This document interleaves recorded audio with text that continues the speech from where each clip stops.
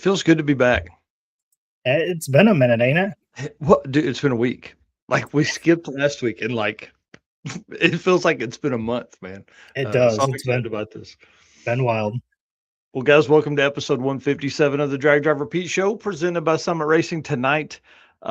Epic trips, bro. Epic trips we took. Eric did Six Summer in his LS swapped convertible 240. I drove 2,700 miles in Stanley, my 66 C10. We're also going to cover event results, dude. Lots of events finished up. We've got Six Summer, of course. We've got BC DragIT Challenge, East Coast Drag and Drive, Alaska Speedweek, and something else I think you have in there as well. Man, it's crazy that there's that many events ending, but being gone for a week kind of shows that's what happens, man. Things just keep rolling. So, Mr. Eric White, if you'll hit the intro, we'll do this thing. Let's go.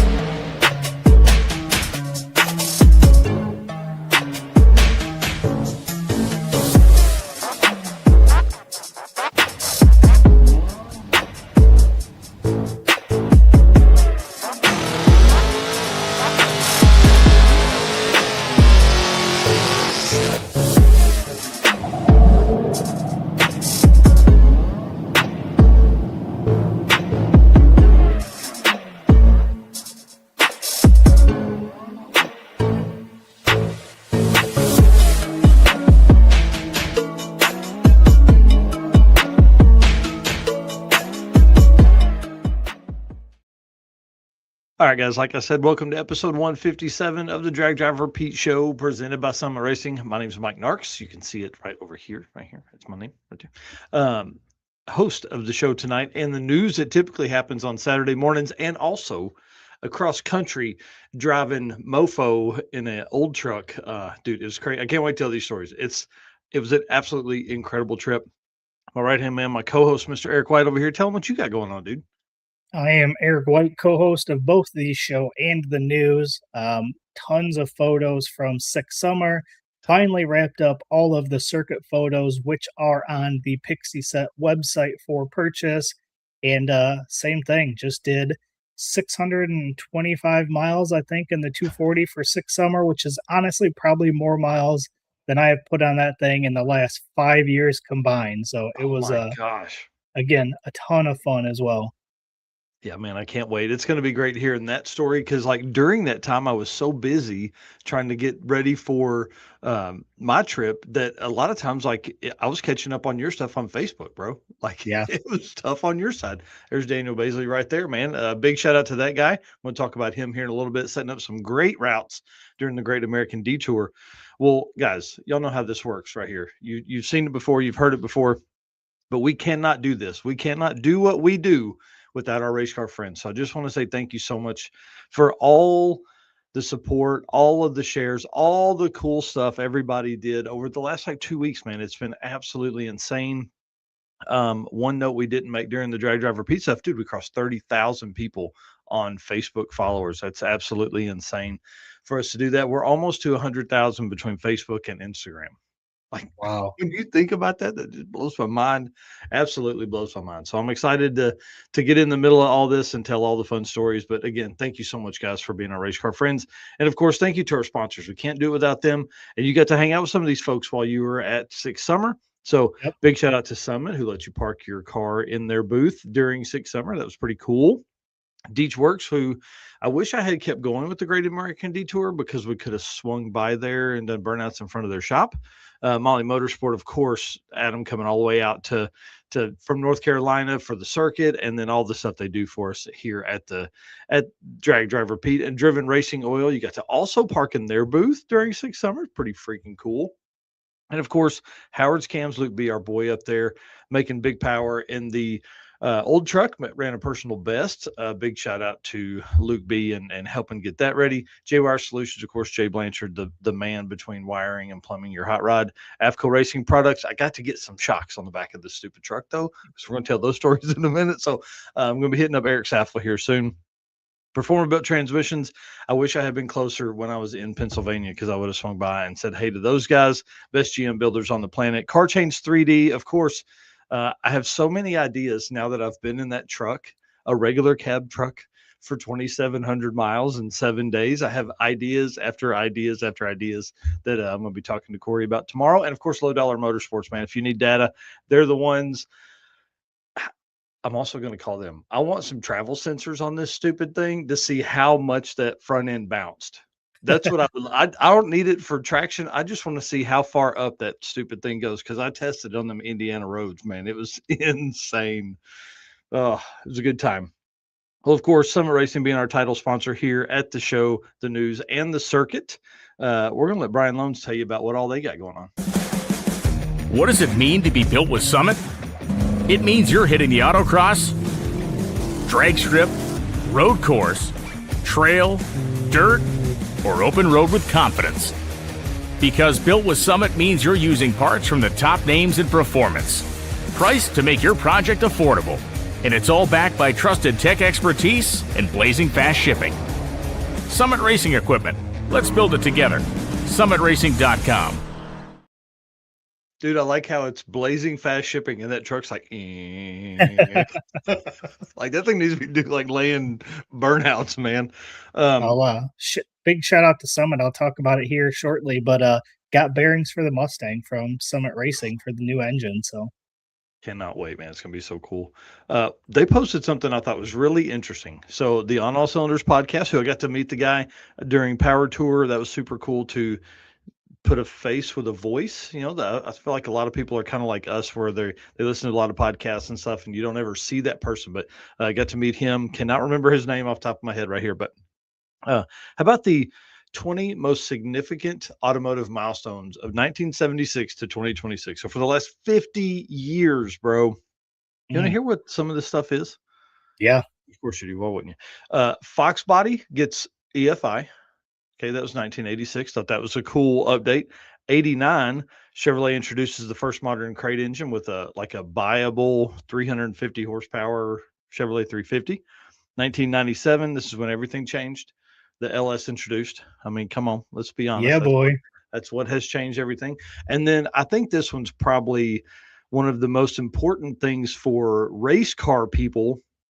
It allowed a lot more trash talk across the world, and this kind of laid the groundwork for some stuff. But the internet, bro, the internet, like, dang, forums were huge back before you were even probably old enough to play in forums. We were all talking about all the cool stuff. Oh, we had one for my town here too. It was a local like street racing one. Oh yeah, man, I do miss forums. And there's a lot of times where if you're searching for a problem, forum stuff comes up, especially if you're looking for something on like an 03 or 04. So kind of fun. How about 2001? I know you're going to remember this. This has changed your life. Was the Fast and the Furious movie? Yeah, we were completely changed your life. Wife and I actually were just watching Too Fast, Too Furious the other night when we couldn't find anything else to watch on TV. Yeah. Which I will say this, I think that one's more fun than the first one. Ooh, I think my wife would be on your side. That's her favorite, but I don't know. But dude, why the purple Eclipse? Like, I know they had to pay so much money to have that in, but man, Mitsubishi front wheel drive with that one. Oh, missed the boat with it. And if you look at that scene where they're driving on the highway, everything else is rear wheel drive or all wheel drive, and then there's the Eclipse. Yeah. And yeah, Mitsubishi missed the boat. If they had went second gen to fourth gen, Mitsubishi would still be a player, but they didn't. They went with that stupid third gen Eclipse, and Anyways, it's a long rabbit hole there. How about 2005, the first Hot Rod Drag Week? Oh yeah, bring it on, dude. When I saw that, I was like, these people get it. They're smart. Yeah, you understand. 2011, Ford introduces the Coyote, and for whatever reason, I've been looking at like 2012 to 2015 GT Mustang. I don't know why. I'm not buying one, but man, they've like caught my eye, and I'm like, maybe. And then 2015. This is the last one for my notes here. Affordable EFI systems. I thought that is a great point. There was a lot of people that moved to EFI then, started driving their cars a lot more, all that kind of stuff in 2015 and later. So to see the full list, all 20 of them go in there. There's some really cool stuff. There's some stuff I was like, yeah, probably, I guess milestones, yes, but Corvette stuff doesn't do anything for me, but I get why it needs to be there and why it's in it. So, but I thought that was a really good list. Yeah, definitely some cool things that you highlighted at least. Yeah. Especially the first Hot Rod Drag Week. Like that making the list, pretty cool. And Power Tour didn't even make that list. And they had 7,000 cars. So that's probably an honorable mention that was in there that they just forgot. That's the way it goes. But you guys can find that on allcylinders.com, summitracing.com/onallcylinders, I think, something like that. But I thought this was a cool shot. Of course, iconic car, Tom Bailey's 1.0. So, and if you guys are on Summit Racing, you can actually go to our Facebook page or our website, and any Summit link on there takes you right through our affiliate link there. So you can help us and all that kind of cool stuff. All right. Drag Driver Pete updates. Let's start with your stuff, man. Cole says that you say you don't like Corvettes till you try on your first pair of New Balances. Yeah. Hey, I mean, I appreciate Corvettes. They're just not my jam. If I get to a point one day where I'm done wrenching and building stuff, I'm buying a Corvette. Just saying. No way, dude. I'm buying an old car and I'm gonna have somebody else build it. Like that's a pretty good option too. Right. If I'm spending 80, let's have somebody build me something cool. That's fair. I can get down with that too. Yeah. So here, Fox body update. So it's been a little bit. I was waiting on bearings, so I do have cam bearings. I've got Molly, main, and rod bearings, all from Summit Racing. While at Six Summer, I got some driven engine assembly lube for putting that Howard's cam in.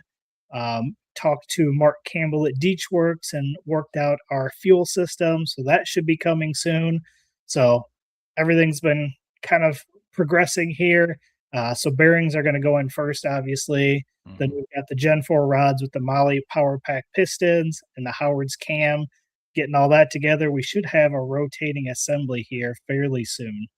Dude, that's so awesome. I can't wait. This car has me really excited. Like, there's a lot of really cool stuff we're going to do with this, and hopefully be very competitive by middle of next year. You got to get some testing, got to get the car out, got to get, street miles done, all the kind of cool stuff that comes along with that. And I think that's going to be really fun for folks that watch us regularly who have never really seen us in anything cool. I mean, we've typically done rental cars or our own personal things like that as we go to events, but it'll be really cool to actually race, like you race in one with the car that's competitively fast. I think that'll be a good time, because I raced at Great American Detour, but it was not competitive or fast. So. Yeah, it'll be exciting for sure. I'm looking forward to getting back to it and putting it together. It's been a long process, but if you remember, this all started with having a radiator that was too small for me to drive it around town. And here we are building the engine to put back in it. So things escalated kind of quickly there. Yeah, while I'm in there. Yes, a lot of that. Yeah, that's a good one. Dude, yeah, I'm really pumped about that. For me, up next that I'm most excited about under Drag Driver Pete stuff is Heads Up Hustle and announcing.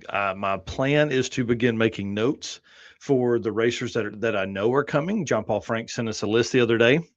And so I'm going to go through, make some historical notes, make some notes of stuff, what I want to talk about when they're there and when I'm on the mic. So I'm really excited to be here. This will be my third year announcing at this, which the cool thing about Drag and Drive is you get a lot of the racers back. So you have the historical from the previous few years, but then now we're seeing a lot more people come in from around the community for this event and, going to get in and be able to talk about all them too. So it's going to be kind of cool. I'm really pumped. Yeah, for sure. All right. And then also, lastly, I do have to say this. We crossed 30,000 followers on Facebook. That's absolutely insane.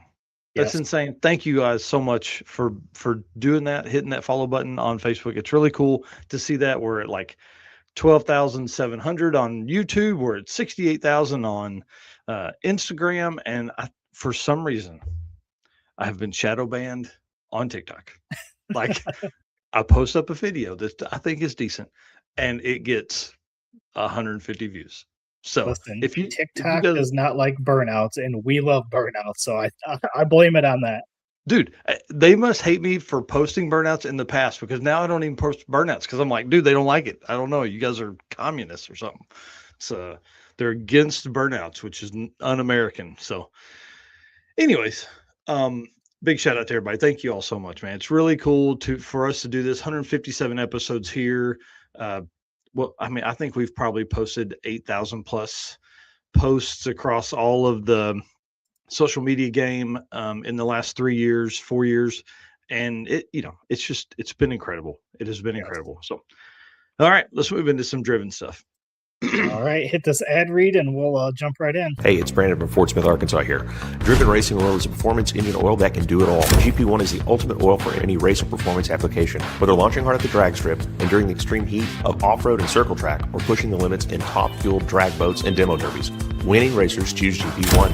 Compatible with engines from classic hot rods to cutting-edge race machines, GP1's unique surface cleaning and high zinc formulation ensures superior wear protection, particularly for flat tappet camshafts, while solving issues like cylinder washout with methanol and ethanol fuels.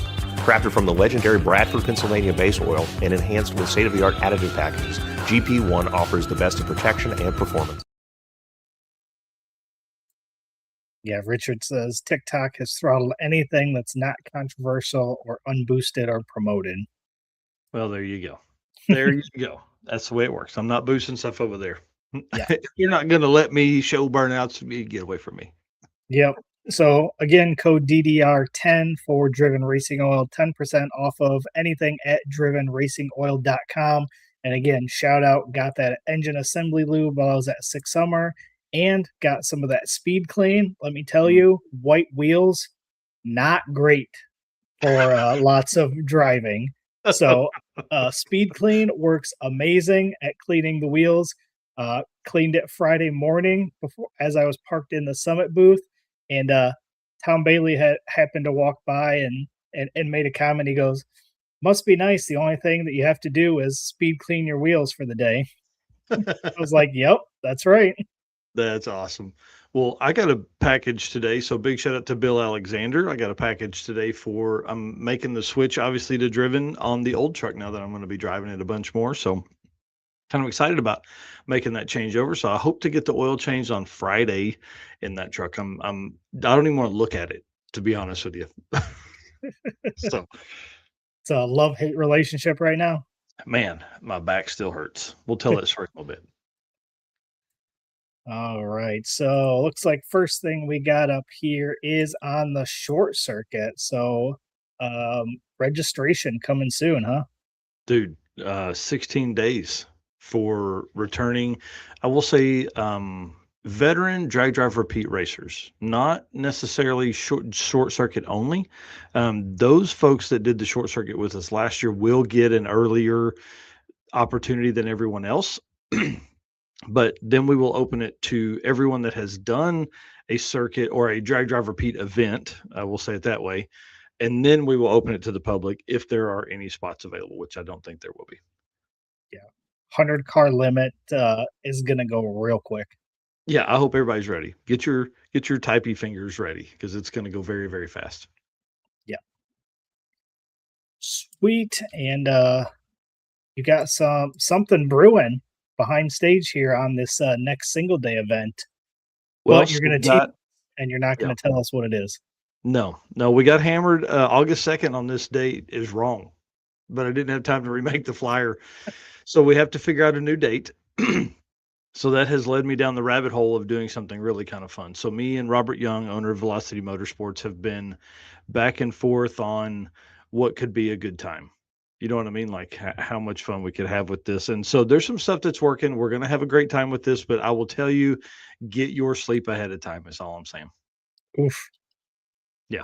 Oh boy. Yeah. Listen, I don't even know what this is. So yeah, it's going to be crazy. We're going to have a good time. And then last up, dude, the circuit 2027 is in 9 months. Yeah. 10 months, I guess. Time to start planning. So we're already working on what we want to do with it. Eric and I have talked just briefly about it. I mean, we still have 2 events left in the year, which kind of, those take precedent over the circuit. So we'll start working on the circuit and plans. But we want to talk to you guys out there. I want to see where you want to go. We've always tried to move tracks around, at least one track. Like we've started at Mocan, went to Springfield, we started at Mocan, went to Tulsa. Now we're at Tulsa, going to Mocan, Tulsa, going to Oklahoma City. So I want to see kind of where everybody wants to go. I want to be centrally located and south. So I don't want to go to Byron because I don't think you guys are necessarily weather ready at the end of April. Not that early. Yeah, so it could be really strange. So I kind of want to hear. I don't want to say I don't. I want to hear where people want to go. I want to kind of start working towards that. I want this to not necessarily be the same tracks all the time. I know we have moved around and changed our routes and stuff like that, but as we were driving in on the Great American Detour, I was literally like, I've driven from Springfield to Oklahoma City on Route 66. I've done all of that. Like, I want to go somewhere cool. So let's talk. Hit us up, send us a message on Facebook, send us an email, dragdriverpete@gmail.com, whatever. We want to talk about doing all this fun stuff and going all these places. Would Kyle Sallisaw Merriman, be weird? not at all. Not at all for the circuit. I will not. For one of the single day events, possibly something like that in 2027, but not for the circuit. There's too many cars, and Sallisaw is just not quite safe enough yet. They're getting there. I mean, they have all the equipment, they have all the EMS and all that kind of stuff. Great track, amazing people, great racers, just not for the circuit. All right. Tell us what else going on, man.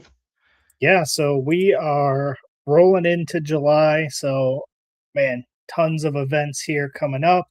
So, next event is Street Week Sweden, which is coming up July 4th. That's only 3 days away.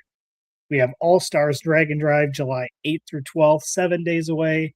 Then Big Sky Race Week, the 11th through the 17th, which is only 10 days away.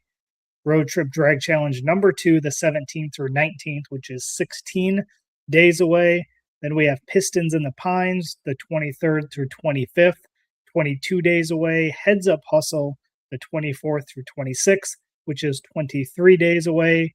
Drop the Hammer Judgment Day on the 25th, 24 days away. And Miles of Mayhem, the 26th through 31st, which is 25 days away. So man, again, another busy month. That's 8 events. Yep. And we still have the Great American Detour going on. Yeah. And Buckeye Skips is still going on right now. Those both started end of June, rolling into the beginning of July. Mm-hmm. Shout out to Dirty Panda here, says Cordova to Eddyville. Probably not there. I think that's too far north. I think we could really run into some weather situations. Cassie Lowry, now you're talking my language. Yellow Belly would be cool. That would be a lot of fun. I think that's more of a short circuit style event. Chris Morey. Apparently Indiana isn't weather ready by mid-May. Yeah. That's the way it goes. And let's go up to Kyle Merriman. What his comment about that's right. The facility isn't where other tracks are. It's not that at all. I just don't think that that track is more outlaw, more no prep, more fun. I think that deserves something that's more fun. The circuit is, I want it to be more Rocky Mountain Race Week, more Drag Week, more, Six Summer type stuff. I just don't think that track is quite there. But man, I love it. It's a ton of fun to go down there to Sallisaw. It's a great track and great people. So I don't want to run anybody off from there. It's just not going to work for the circuit. Yeah. All right. And my mom popping in here. Good evening, lady. All right. Well, that puts us at 49 events for the year so far. We are just over halfway through the year now. You can find all of those events again at dragdriverepeat.com/events. Will take you to the 2026 event list. Yeah, it's in the chat there. Sorry. I was a little late on that one. Excited about that, dude. It's pretty cool to have the interactive map over there, Yeah, it's I was talking with a coworker today, and We were talking about different races and stuff. A couple of my coworkers came out to Six Summer, so they were hanging out. And he's like, man, I wish there was a list of, he said, drag racing events. And I was like, listen, I got you. Here's the link. This is all the drag and drive events. This is what you want. Yeah, I can't imagine trying to put that together. That would be really cool, though, to be able to do that. You'd have to have some kind of way to. Yeah, I'm not doing it. I was like trying to think how. Yeah, no, not going to do that at all. Pretty fun. All right. Richard Brewer says he has July open for coverage booking. If anybody wants to get some coverage coming up, Dirty Panda is the man for sure.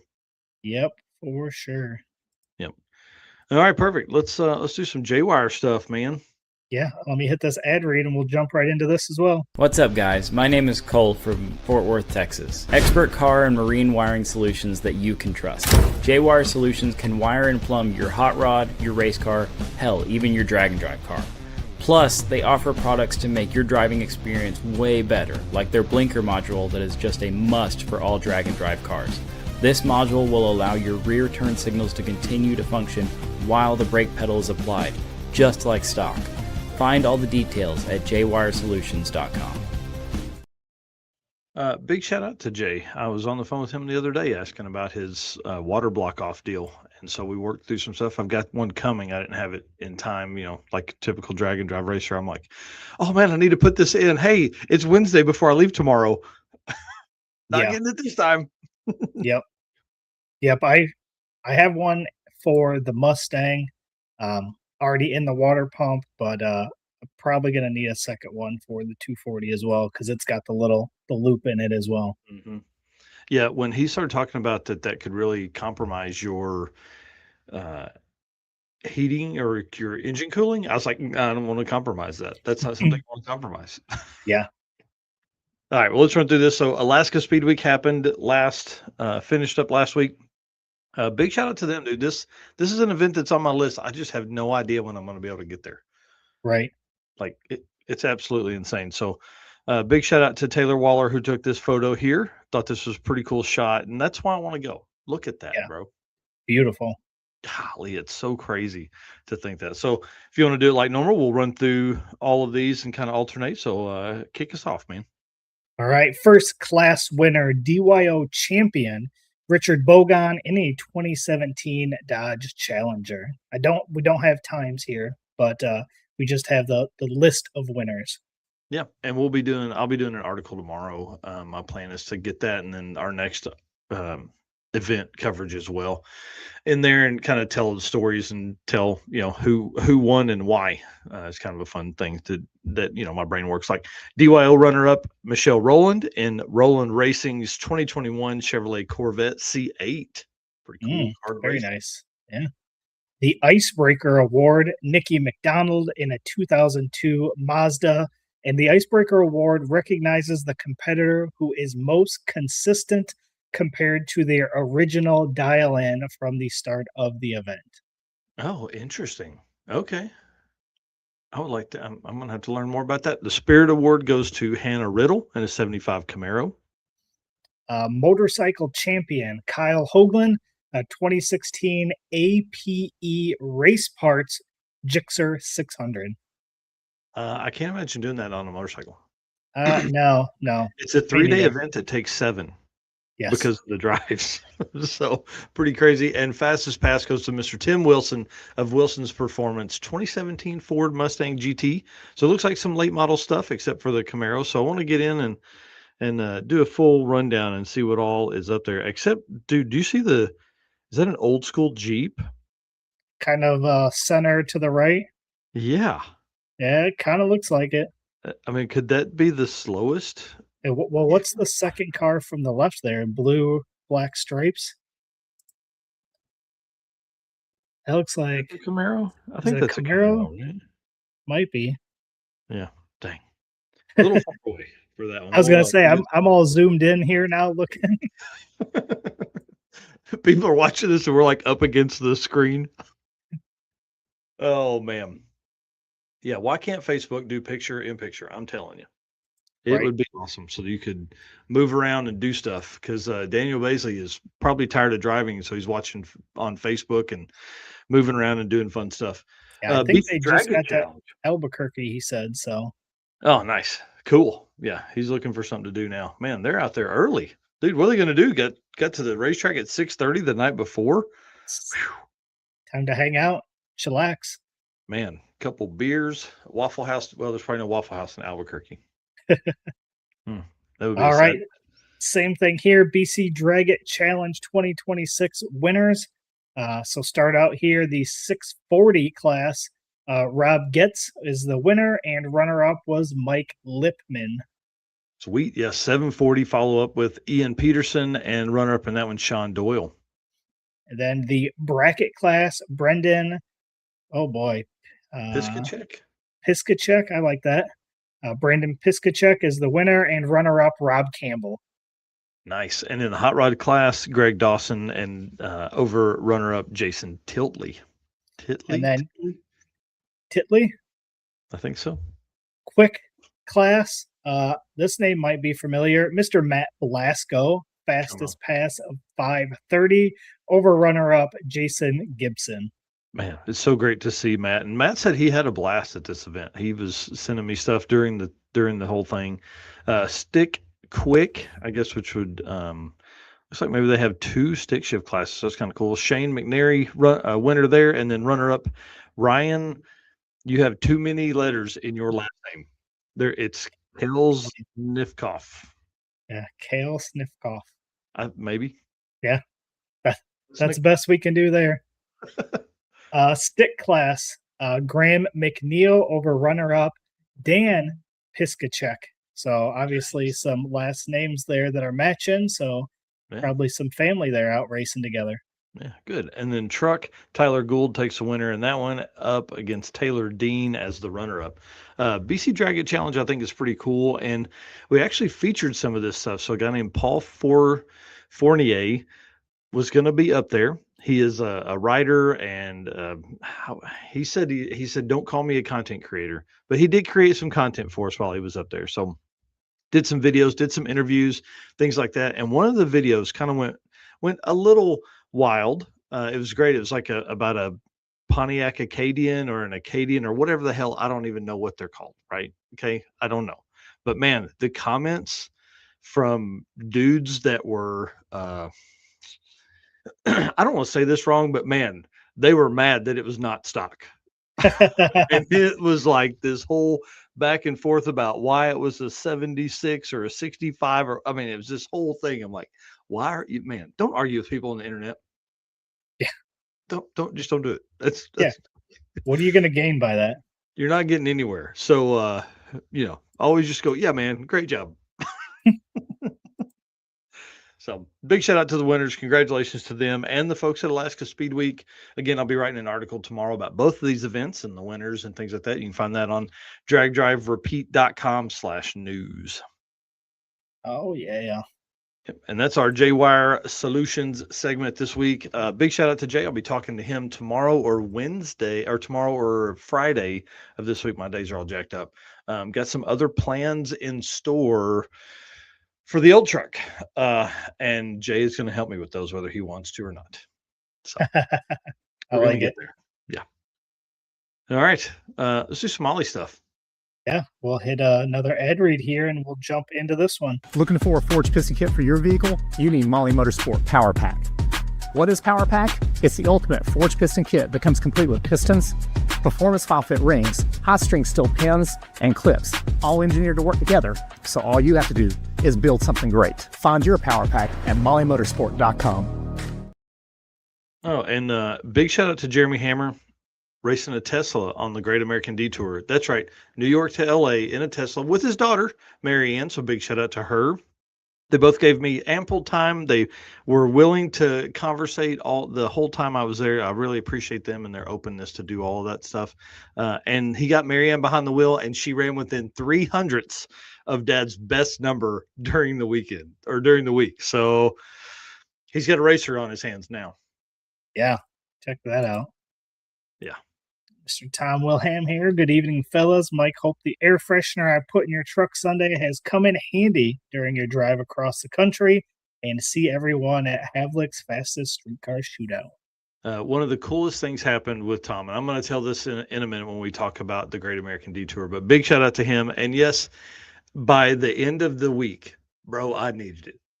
Everybody else around me needed that. Okay. It was hot, and we were outside, and I was driving a truck with no AC. And shout out to them, because I got to hang out with them at Six Summer, and then you get to turn around and hang out with them. So it was awesome. It was awesome. All right, let's do it, dude. Well, for this one, we are going to cover the Six Summer results winners. And we've got some good ones here, and we've got some artwork. Check this out. Oh, dude, I love this thing. I don't know if you saw these were posted last week, kind of right after the event. Was kind of just not ready to edit all my photos yet, but the winner list came out, and I was like, let me try something here, and this is what I came up with, and I think it actually did pretty well. Dude, it works, man. It's so cool. Your eye for that stuff is next level. And for folks that are watching this on YouTube and Facebook, notice how he moved the drag drive repeat around, like each photo. It's really cool. It was meant to be in a spot that wasn't meant to be front and center. Like, our logo wasn't meant to be like the main part of this. It was just kind of like hanging out somewhere in each one. Dude, that's awesome. Well, let's go through them, man. Yeah, so unlimited winner here, Mr. Dave Schroeder, the 2019 Corvette with a 6.547 average. Dave was also the quickest overall average and the winner of the Gear Vendors Overdrive guitar with the co-pilot, Mr. John Enns. Yeah, this is a big story here, and one we didn't have a chance to really give it credit for, but he quickest nitrous pass in history. And 609? Yeah, and I think that's like a top 5 pass all time, if I'm not mistaken. So I'll look at that tomorrow too. And then also, I think 654 is the quickest average at Six Summer historically. So he really kind of came out, and they swung, and they showed that nitrous can really compete. I mean, I was impressed. This was a big deal. It's awesome to see them kick ass and take names, and I mean, they went out and just did it. Yeah, it was there was a struggle late in the week, but we'll talk about that later. But they made the week, and they finished, and they had 609. I think that was the fastest Six Summer pass as well. Mm-hmm. Oh yeah, probably great point there. Unlimited iron taken by Alex Taylor. Freaking awesome. Love seeing that she's out there kicking ass in the 55-210, 675 average. So, not off by much, but out there just taking names, doing what she does. Yep. Another 6-second pass, or a 6-second average here in the heavy metal. Steve Morris in the 93 Chevy station wagon, aka the Boostmaster wagon, with a 6.715 average. And second quickest overall average of the event, and another winner of the Gear Vendors Overdrive guitar. Yeah, pretty cool, man. Congratulations to him. One of my favorite folks. And on radials, small tires. Come on. So not even big floppies anymore. Yeah, I think that's what I like most too, because that car looks so good with those tires on it. Yeah. And how about the David Deal, man? Just Deal Brothers Racing out there kicking ass, taking names. 01 Mustang, of course, we know is the Phoenix, 672 average, third quickest overall average of the event.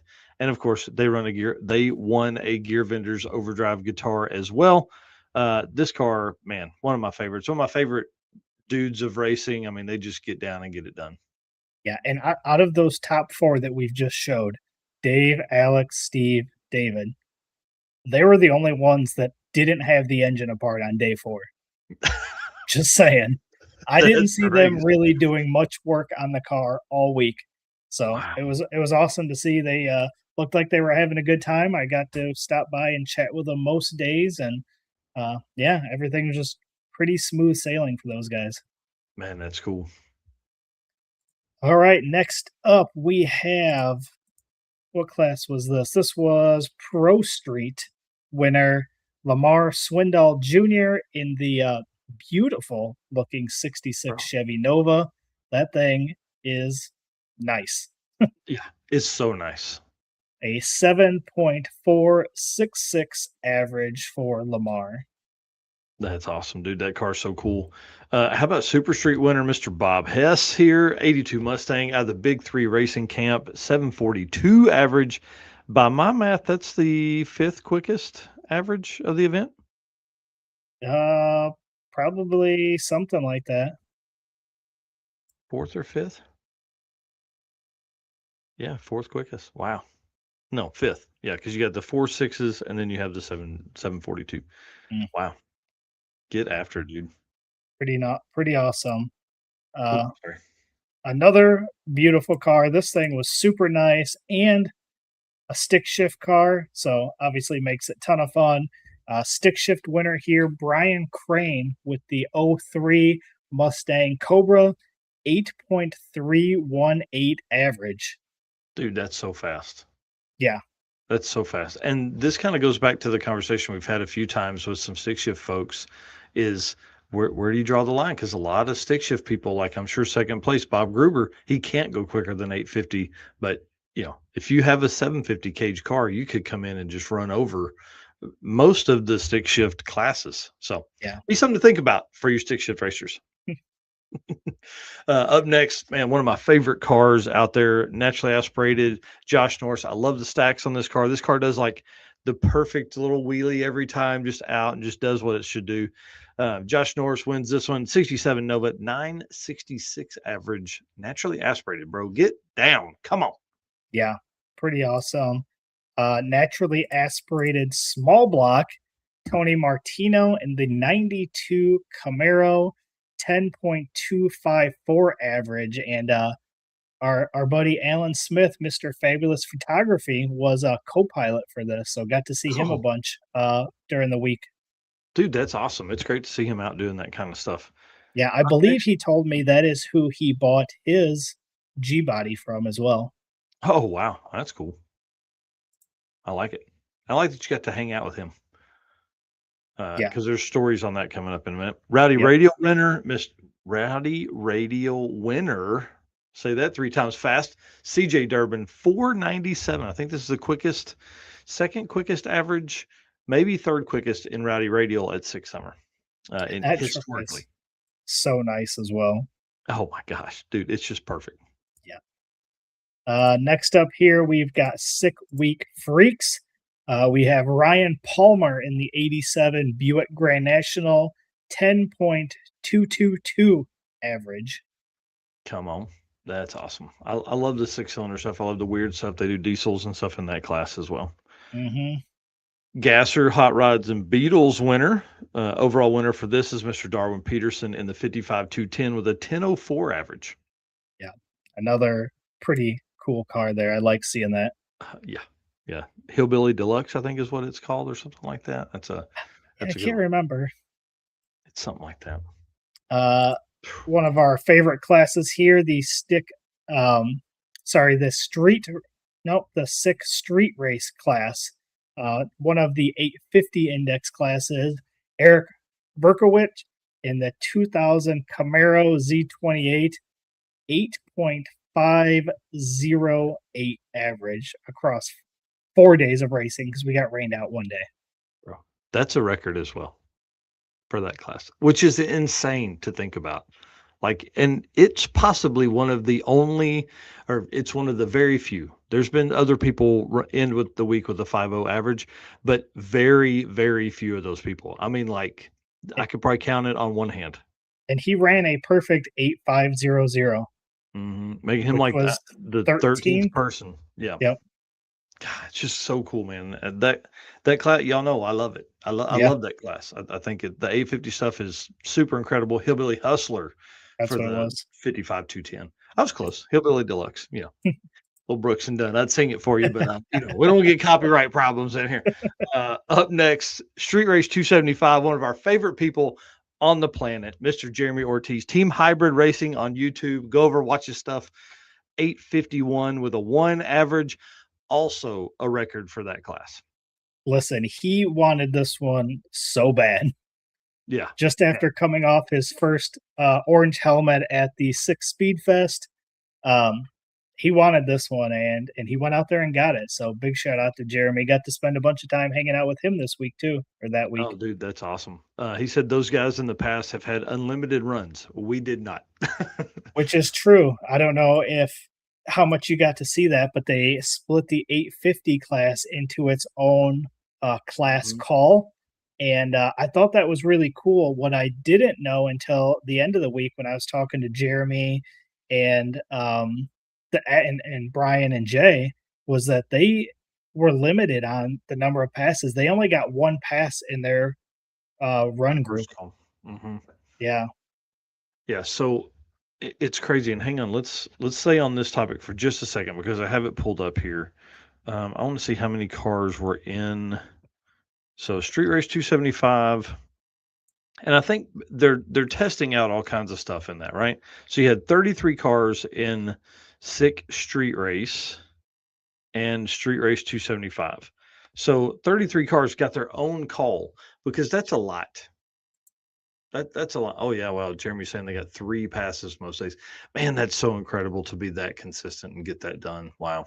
Yeah, 8508 and an 8511 out of those 2 classes for your It averages. just shows, man. Like I know that everybody loves the really fast stuff, but that's why I love this class. And listen, you son of bitches, that's where we're headed. Eric's car is going to be in the mix with all of that stuff eventually. It's just going to take a little bit of time. Oh yeah, a little bit of time. Yeah, I was excited about that. That's cool. Congratulations to Jeremy. Yep, for sure. And the Pro DYO winner, Rick Russell in the 79 Dodge Little Red Express pickup. That thing is super cool. A 0.13 spread, again, over 4 days of racing. No, 0.013. He was less than like 100th spread across this stuff. That's crazy to think that. I think that's also a record for that class as well. Wow. It's pretty wild, man. The competition at Six Summer is leveling up. What started as a fun one is getting to where people are really competitive. And yeah, hey, we're coming, bud. Get your big boy pants on. We're ready. Well, he's ready. We're coming. We're trying. We're gonna be there eventually. DYO won by Drew Brown in the 91 Mustang Fox Body. 020 spread, 0.020 spread across 4 days of racing is pretty incredible.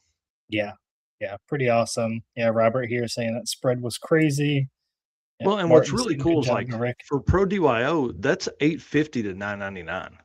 Yeah, like that's a fast car. Like DYO, I don't know what Drew ran, but you could really run like a 14-second car and be, I feel like it's maybe not easier to run that with that, but hold on, let's see what Drew ran. Sorry, I have it pulled up here for a special project I'm working on. Tom saying they were just hanging out with Rick last night at Buckeye Skips. Nice. 91 Mustang. Yeah, dude. I mean, he's got a 10-second car, 10-169. He ran. How about this? You ready for this?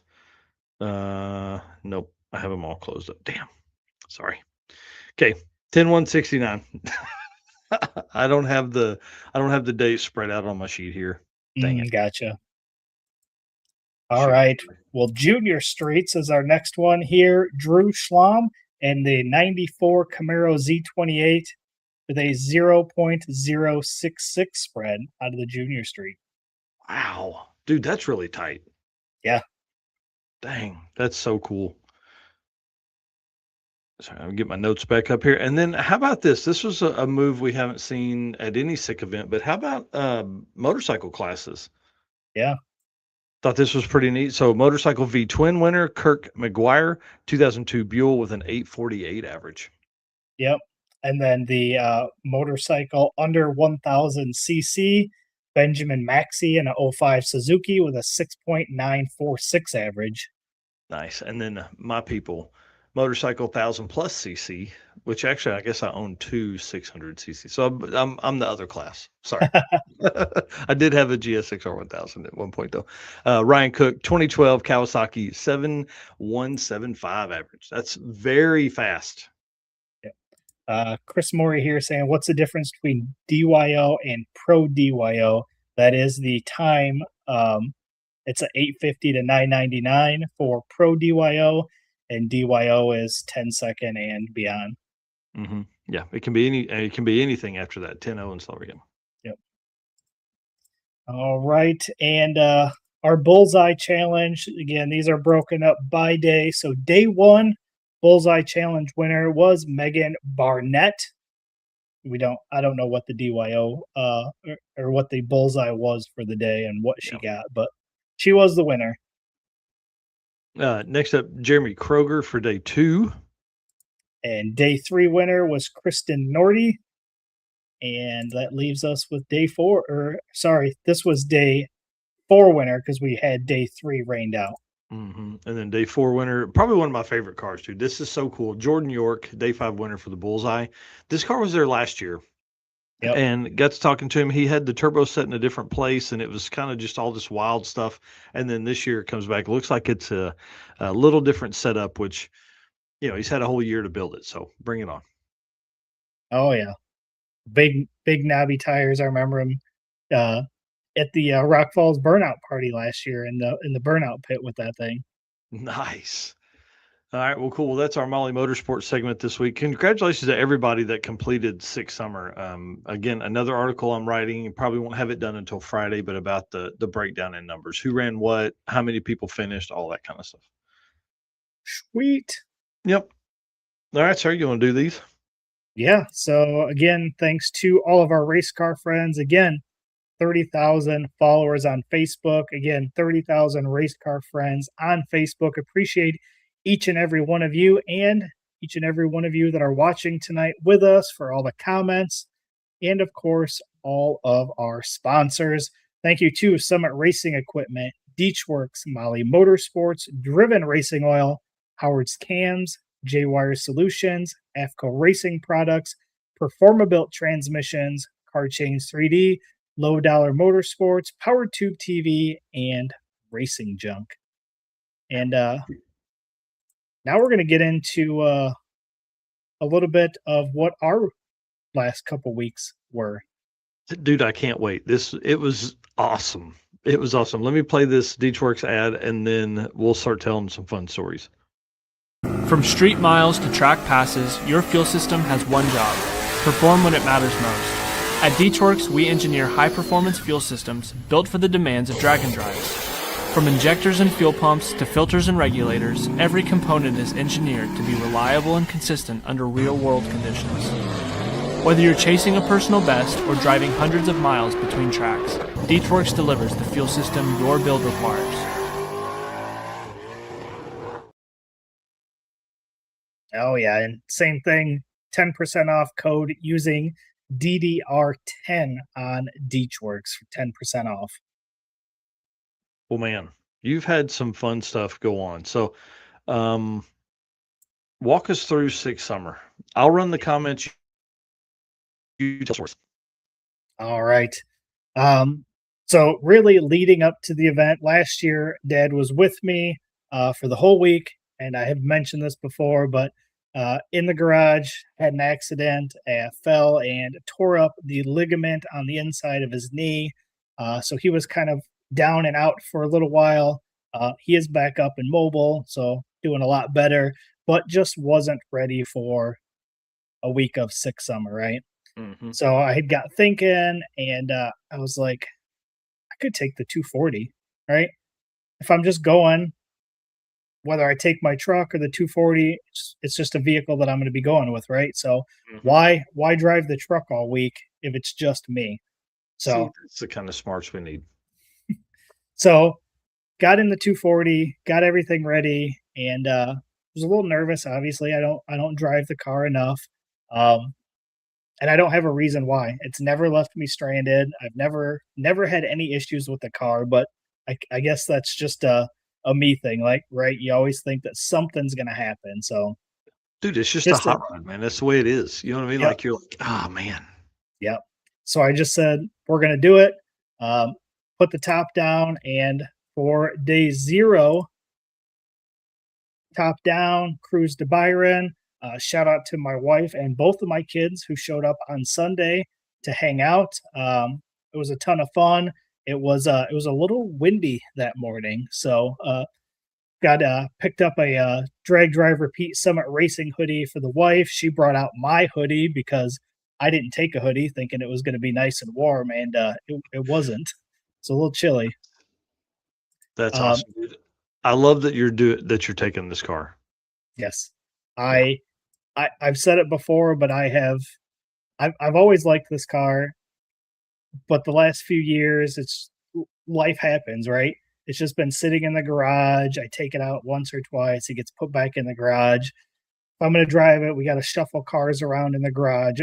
And then if I'm going to take something to work, I used to just jump on the Harley, ride to work. Well, it had fork seals that need to be replaced, so it sat, and then I got fork seals fixed, and then the plates were expired, and so now it's the one sitting.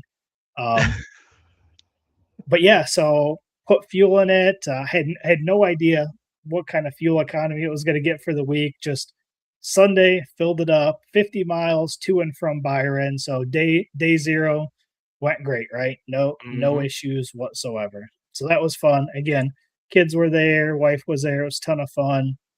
And again, a bunch of coworkers came out on Sunday as well. So that was fun. So then day 1, upper left-hand photo there, get to Byron first thing in the morning again, park the car off to the side. Again, top down. That was my goal this week, was it's a convertible. The top is going to stay down. It was cold some mornings. I was in a hoodie, and we left the top down. That was the goal. So day 1 was again back at Byron. And then from Byron, we went to Rock Falls for the block party. So you can see that photo on the lower left there was at the block party in Rock Falls. It was the mini block party this year. It wasn't like it was in the last couple years where it was the big burnouts and stuff. And from there, it went to Motion. So being that it was only day 1 and I've only had, I'd say 100 miles on the car so far, I was like, there's no reason for me to take this to Motion and come back, because I was going home every night. So I skipped Motion, went home to Byron to Rock Falls, and Rock Falls back to home. So that was 125 miles. So that was good. The picture on the right there, my cousin actually was sitting in Oregon, I believe is where it was, somewhere just past Byron, taking pictures as the cars were going by, and just happened to catch me, which is always cool, right? Because as a photographer, you're taking pictures of everybody else. You don't get many pictures of you in your car. So that was a cool photo that he sent over. That's awesome. And dude, you look so badass. It was so much fun. I'm telling you, being in a cool car, even just doing media, right? Wasn't doing any racing, but being in a cool car is a completely different vibe on an event. 100%. Yeah. The people on the side of the road are waving. Like, I don't get that in Silverado, right? Or nobody waves at a silver Saturn. Right. So again, ton of fun there. A couple more photos here. Photo on the left was right at the first gas station. So we left Byron, stopped there, and my buddy is in behind me there with the 78 Dodge pickup. So nice. He was registered for sick ward and was doing the whole week. So actually, I mean, he used to live 2 doors down from me where I live now. He since moved to out in the country where he's got a bigger piece of land. Also works with me. He was in my wedding. So good friend here. Awesome. Yeah. So we actually met up every morning, and from where he is and where I was, we looked at the route and we said, where do we meet and take the same route? So then we met there every morning, and we cruised together, which honestly made it a little easier, which I'm sure you know this with your trip, having somebody else with you in case something goes wrong just makes the whole trip a little more comfortable. Yeah. Yep. So met up with him. Again, picture on the right is the Rock Falls mini block party. Super cool, right? This was the first route stop in the car. So we get there and I pull in, and this young, I'd say teenager, maybe young adult, came up to me and was super excited to see my car. He's like, there has been no imports here. Like, he must have been a local from that area and was just super excited, and got to spend probably 10 minutes just talking to him about the car and, what we were doing and everything. And very cool. He walked off, and then later I was walking around and saw him, must have been his mom, he brought over and was telling his mom all about the car. So again, just stories that you don't get when you're driving a rental car or your daily driver. So that was super cool. Yeah, 100%. And again, my first route stop. So I'm like, all right, this is great. You're like, oh, I'm getting to park with the cool kids. Yeah, right. So that leads us into day two. Day two, again, starting out at home, left home, drove to Cordova. So this picture on the left and the bottom right is where we were for Havlicks. I don't know if you remember, we were right up on that hill. We were shooting across. This is that park that was right down there. Oh, dude, how cool. So on the way to Cordova, I had saw this, and I had knew that we were right by there last time. So I'm like, we're going to pull off here. We're going to take some cool photos by the water. So we did that. Dude, that's awesome. And then from Cordova, went from Cordova to Poopies, which is where we were last year. And that wasn't too far. So again, photo on the left is 240 and my buddy's Dodge. And just another photo on the right there at Poopies. So that was total round trip on day 2, 200 miles from, again, my house to Cordova to Poopies back home. Wow. So right now you're stretching its legs a little bit. Right. Now we're about 375 miles in on the car. We're halfway through the week. And are you still hawking the gauges like? No. Nope. Like oil pressure, oil temp, engine temp. Nope. I did learn that there is a lot of bump steer in the front end. So I'll talk about kind of future plans with the car here towards the end. But it was on those back country roads. It was a 2-hand drive the whole time to make sure it didn't bounce around. But other than that, the one day, so actually we'll go into day 3 here. So day 3, I actually left the car at home because we knew it was going to storm. So there wasn't going to take it out. It wasn't just rain, like they were calling for some storms. So left it at home, jumped in my truck, and I was like, man, I think the 240 actually rides better than my truck does. That's awesome. But ended up again meeting up with my buddy that morning, and he bought a brand new Ford Maverick and just got it like 3 weeks ago. So he left his truck at home. Ended up leaving my truck at a high school where we met, and just jumped in his brand new truck, and we drove. We got to Galena, and the announcement had come out that it's rained out, hit your checkpoint. So we stopped at Galena, and he drove me around the entire day 3. And we stopped at, I bet you 10 plus different just spots along the side of the road or wherever, just to take pictures. Yeah. Jesse has says those stores weren't that bad, but hey, they got to get ratings, man. Yeah. They got to get ratings. And the storms really weren't that bad, but just didn't know what it was going into it, and with the convertible, didn't want to risk that. Yeah. Yeah. And then Robert Lampert, one of our race car friends members, says, can't believe they closed so early. I guess that was probably Poopies. Oh yeah. Yeah. They, like, we were ordering food and they were like closing, closing the gate. So yeah, it was really bizarre. Me and my buddy talked like, we got to get out of here before these cars show up. But I mean, that's a motorcycle biker bar. They're used to hundreds and thousands of people at that place. Wow. Like, interesting. I don't know. It was definitely weird that they did close pretty early though. But But again, shout out to my buddy. Again, drove me around 225 miles. He drove me on day 3 and took pictures. And honestly, the day that it rained out is the day that I took the most pictures. Well, bro, look at the one on the top left of our Yeah. boy Dustin Carlington or Yeah. David Lifts. Dude, that shot, that may be my favorite. The one on the right's really good. But Yeah. man, that shot of his with the raindrops that you guys got to go over to Facebook and see this, but they can also see this on the Pixie Set site, right? Yep. Well, not yet. Probably Yeah, not these yet, not ones, yet, yeah. these ones aren't up there yet. Day 0 is on Pixie Set now already. Gotcha. Man, that shot to me is perfect because it just shows so much streetcar, you know? Yeah. And what was awesome is I had sent you the picture just of my camera screen when I took it. Yeah. And then you had grabbed that photo when it was all said and done and put those Dude. next to each other. And it was really cool. Yeah, big time there. Yeah, Jeff Kirchick says, yeah, we missed Poopies altogether. We took a large group. We took our large group's business to another small establishment for dinner and drinks. Yeah.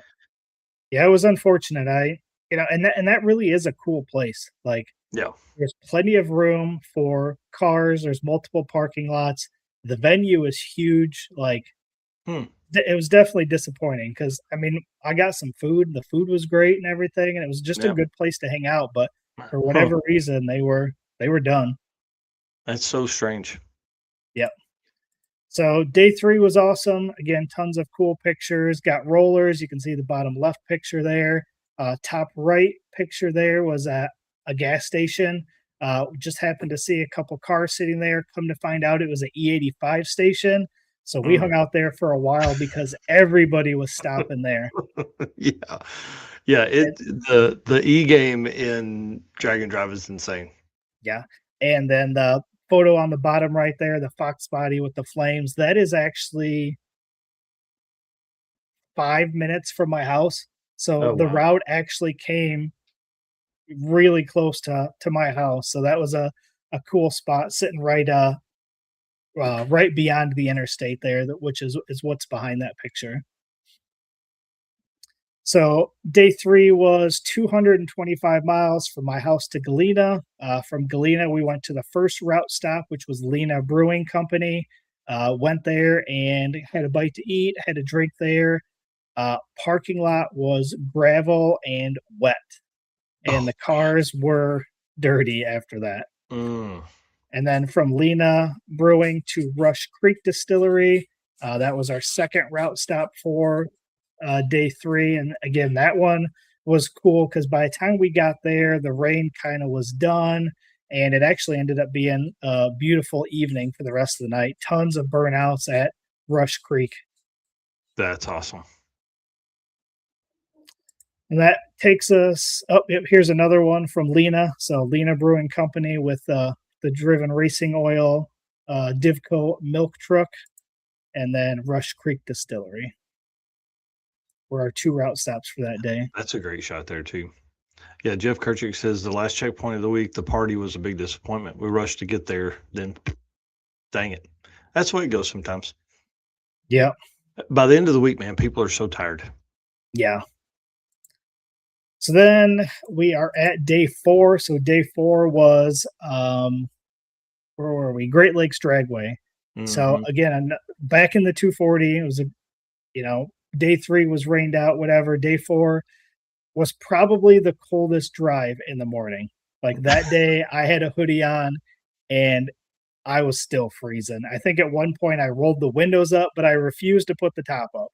So Just try to, go around me, air. Go around me. Yep. So there was a little stretch where I definitely had the windows up there for a little bit. So Great Lakes Dragway. Oh, yeah. Great Lakes Dragway, home to Great Lakes.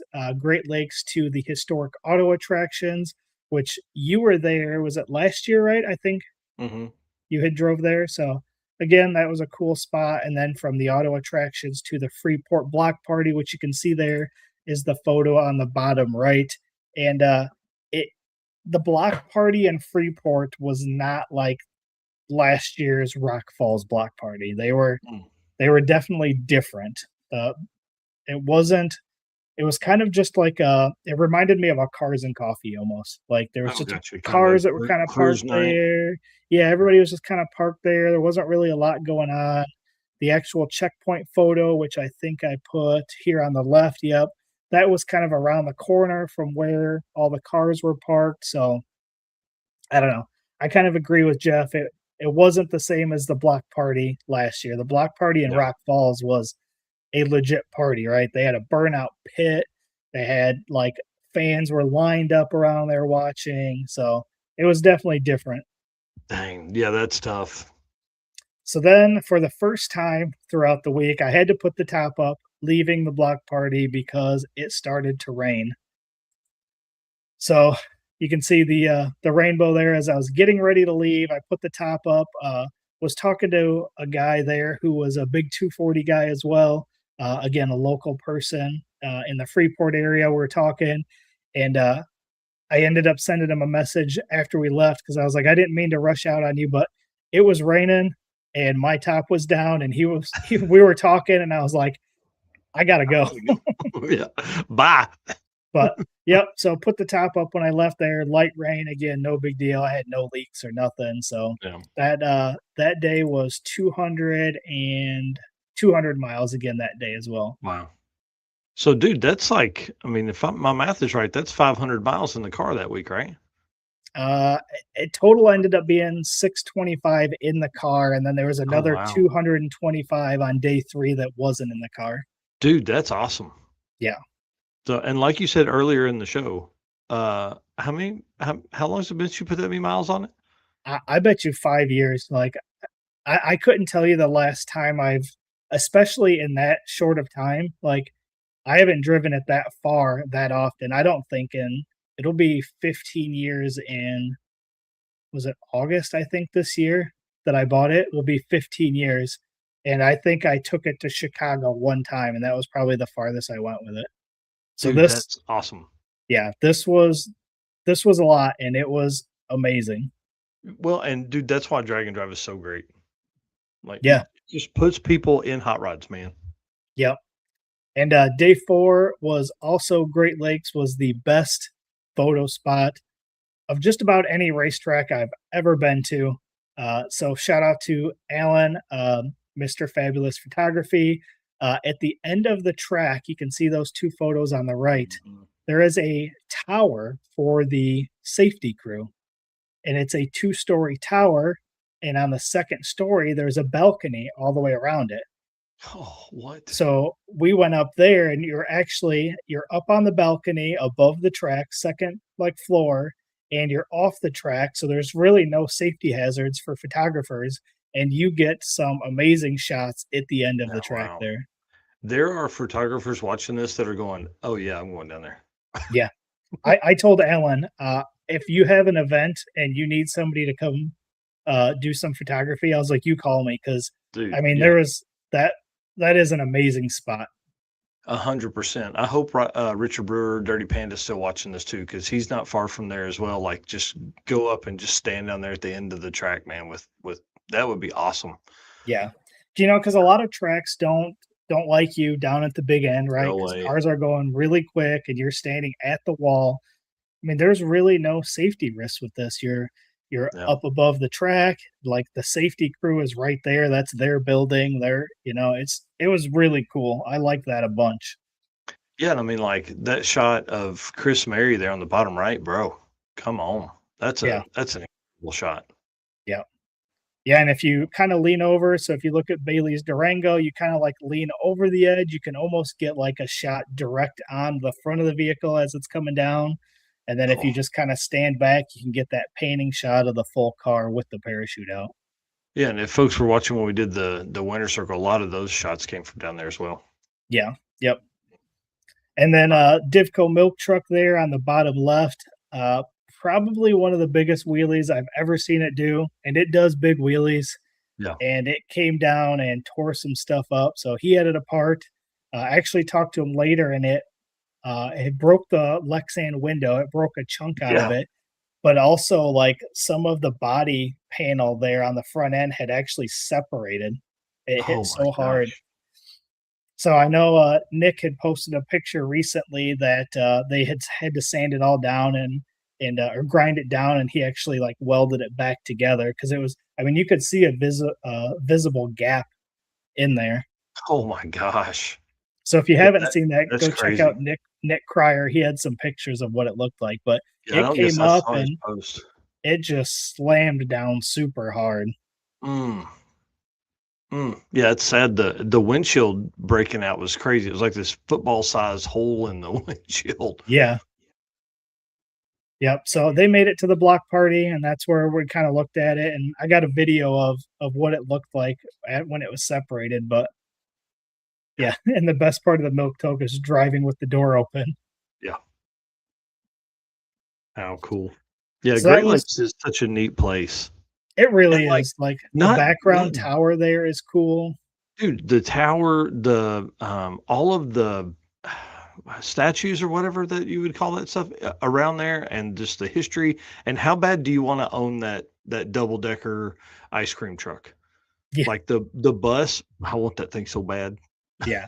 And the entrance to that track is so big. When you pull in, Mhm. it's like 4 or 5 lanes wide. Yeah. Yeah, it's Yeah. a very cool track. I don't get there as much as I really should. It's Yeah. a couple hours here from me, which again, going back to driving the 240, all the tracks were like 2 hours. I think one day was like 2.5. Wow. That's So cool. It'll be the we same drove. thing on Drag Week. Yep, except for St. Louis. St. Louis on Drag Week is like 4.5, 5 hours, but Yeah, that's the other insane. 4 days are all pretty close. Yeah. Wow. And then that leads into the final day. Again, I had mentioned, got the car cleaned up and everything, and got to pull it up there in next to the Summit truck, which was kind of fun. Dude, what a great shot. Yeah, and this was just with my phone. I've actually got some photos from my camera with the car parked there, which will be pretty cool. Nice. Yeah, Tom Wilhelm says the return road at Great Lakes with the fans is awesome. That is true too. Yep. You 'Cause you're drive going down right the along middle of the all that. fence. Yeah. So again, 625 miles on the car for the week. Again, no issues. A little bit of bump steer, on some of those back country roads, that aren't smooth, but a couple times that we're on the highway. I mean, it was running 70, 75 on the highway. Again, 6-speed. So throw it in 6 gear. And I think I was getting like 20-ish miles to the gallon, maybe even a little more than Dude, that. that's awesome. Yeah. So drove great. Oh yeah, I remember Jeff. Yeah, broke the anti-roll bar on the car. Yeah, he was kind of all over the place. It looked pretty dangerous. Yeah. It was a Mustang doing Mustang things, but for the wrong reasons. It broke the Yeah. anti-roll bar. Yeah. Wow. Oh man. Daniel Donarski says, I think I just heard some drag and drive horsepower. Nice. That's Yeah. for sure. And Jesse Haslett, does it still have AC? No heat, no AC. No heat at all? Whew, bro. No, the heater lines are looped. Oh yeah, I remember you telling me that before the show. Yeah. Yeah. So what was really cool is when I got back home, the first thing I actually did, which you're gonna laugh, is I put wiper blades on it. I have not put wiper blades on that car in the 15 years I've owned it. It was still the old metal framed wiper blades. Nice. Dude, that's awesome. Yeah, with the couple times that it rained, again, it didn't leak inside the car, but the windshield wipers were not much left to the blades of those things anymore. Yeah. And that's super sketchy, which we're going to talk about in my segment here in just a minute. Yeah, and then the other thing that I did was the trunk support shocks were blown in it. So I had a piece of wood with me to prop the trunk open, nothing that we haven't done in the past, but jumped on Amazon when I got home and found a pair for $20 and snapped them on like within 3 minutes. So yeah, why didn't I do this 5 years ago type thing? Right. Yeah. Because it sat in the garage, right? I didn't drive it. So I didn't have to get in the trunk that many times in I don't know how many years. Mm-hmm. Which But now also you had to get in almost every day. Yeah. Which was kind of cool because each day I ended up adding more things to take with me, right? The first day I just had a toolkit in case anything went wrong. I think the second day I had got thinking, like, what if I get a flat or something? The car's low and I've got low profile ramps to jack up the car. So then I threw those ramps in. And then it was like each day there was just like something else as I was driving that I was like, oh, I should have this in the car, and just kept adding stuff into the trunk each day, just in case something happened. That's pretty cool. As you get from home, and as you're willing to work on it on the side of the road, and as you're, insert thing here. And again, no issues. Everything drove smooth. There was a couple times where we were stuck in traffic and I could hear the fans kick on. My buddy said the fans are super loud. It's a dual fan setup, so I forget the temperatures now, but one temperature, the one fan kicks on. When it reaches another temperature, the second fan kicks on. But that kind of got me thinking about J-Wire's piece for the cold water and routing that in the water pump. So I think that might be something that I end up doing as well in this car. Yeah. What kind of temps were you seeing though? I have no clue. I don't have nothing that monitors it. Dude, what are you saying? That gives me anxiety for you. Well, I mean, it's got the gauge, but there's no numbers on it. It was right in the middle the whole time, so it didn't get too hot, but I couldn't tell you what that number was. Oh man, that's funny. I'll tell a story in a minute. Daniel basically, if he's still watching, he's gonna get a kick out of knowing that about you and me. Yeah, and the anybody that's knows S13s is there's no cup holders in them. So all week I was taking the ashtray out of the center console and jamming a cup in there. So I did get a 3D printed cup holder when I got back home. And I don't have a working speedometer. So the whole week I had Google Maps up and I had no place to mount my phone. So I also have a phone mount in the car now. So those are a couple more upgrades that have been done since I got back. That's awesome, dude. That's cool, man. I'm excited for you. And the cool thing about that car is like it's cool enough you can drive everywhere. Why don't you give everybody a rundown of the setup in that car? Yep. So it is a 92 Nissan 240SX convertible. If you're looking at it wondering why it doesn't look like a normal 240SX, it has a Nissan Silvia front clip on it. So it should have the old pop-up headlights on it is what they came with. This front clip was actually cut off of a car from Japan and shipped over. I actually found all the build history of this car years ago after I had bought it on a Nissan forum. Speaking of forums, nice. The past two owners were on there and both had like full build of this car. So I have a ton of history of the car. It was actually painted in the guy's garage. He painted it himself and it's still in pretty good shape. It's a bone stock 5.3, probably 200,000 miles on it. It's got a T56 that has been rebuilt with a stage 2 TIC performance kit built by a local guy here. Fully adjustable suspension, control arms, everything, Heim joints and everything on it. I've done autocross with it. I've done drifting with it. I've taken it down Byron. So it's kind of just a all around fun car. That's so cool, man. So the only thing I really have planned for it now is it needs Jeff Carter said, no wonder you need to upgrade. You parked that thing before smartphones. Yeah. It needs a different front sway bar in it. So with the LS swap, they had spacers on here from the swap before, which kind of brings it down a little bit, but it is a full Sicky manufacturing swap kit. So all the motor mounts and everything, they do offer a specific front sway bar for S13 and LS swaps. And I think that will help with some of the bump steer in the front end. So I am going to order that. And I don't get on it too often, like full throttle, because it does smoke pretty good. It needs valve seats. So I do have multiple sets of heads here at the house. One of them already has new valve seats in it, so I just got to swap heads on it is what I'm going to do. But I didn't do that before going to Six Summer because a case of while I was in there, I got thinking I got to drain the radiator to pull the heads off. I'm going to pull the heads off, and the front of the engine is going to be exposed. And you know what I'm going to need to do? I'm going to need to call Luke B at Howard's, and I'm going to need to put a cam in it. So I put all of that on hold because the car runs and drives. So I literally didn't want to do any work to it before we left because I didn't want to risk not being able to take it. So, well, and again, you do that thrash before you get going. That makes it too tough. Yeah.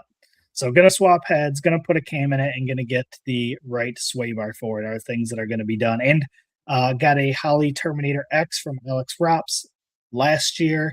So that is something that I probably will get put on it as well. Mm-hmm. I'm still debating on that because the harness that's on here, everything works. Everything. All the S13 stuff works. All the engine stuff works. So with the Holley, it's going to need a little bit of tweaking. So I'm not 100% sure that I want to go like that far yet. Yeah, that's tough, man. Because I'll tell you, the only gauge I have on the dash of the old truck is a boost gauge, and I run everything from my phone, and it kind of sucks. You know what I mean? Because I would much rather have all this stuff on my dash. Yeah. Cool. Well, I love that you drove this thing, dude. I think serious street cred from, like us being out in that stuff makes it worthwhile.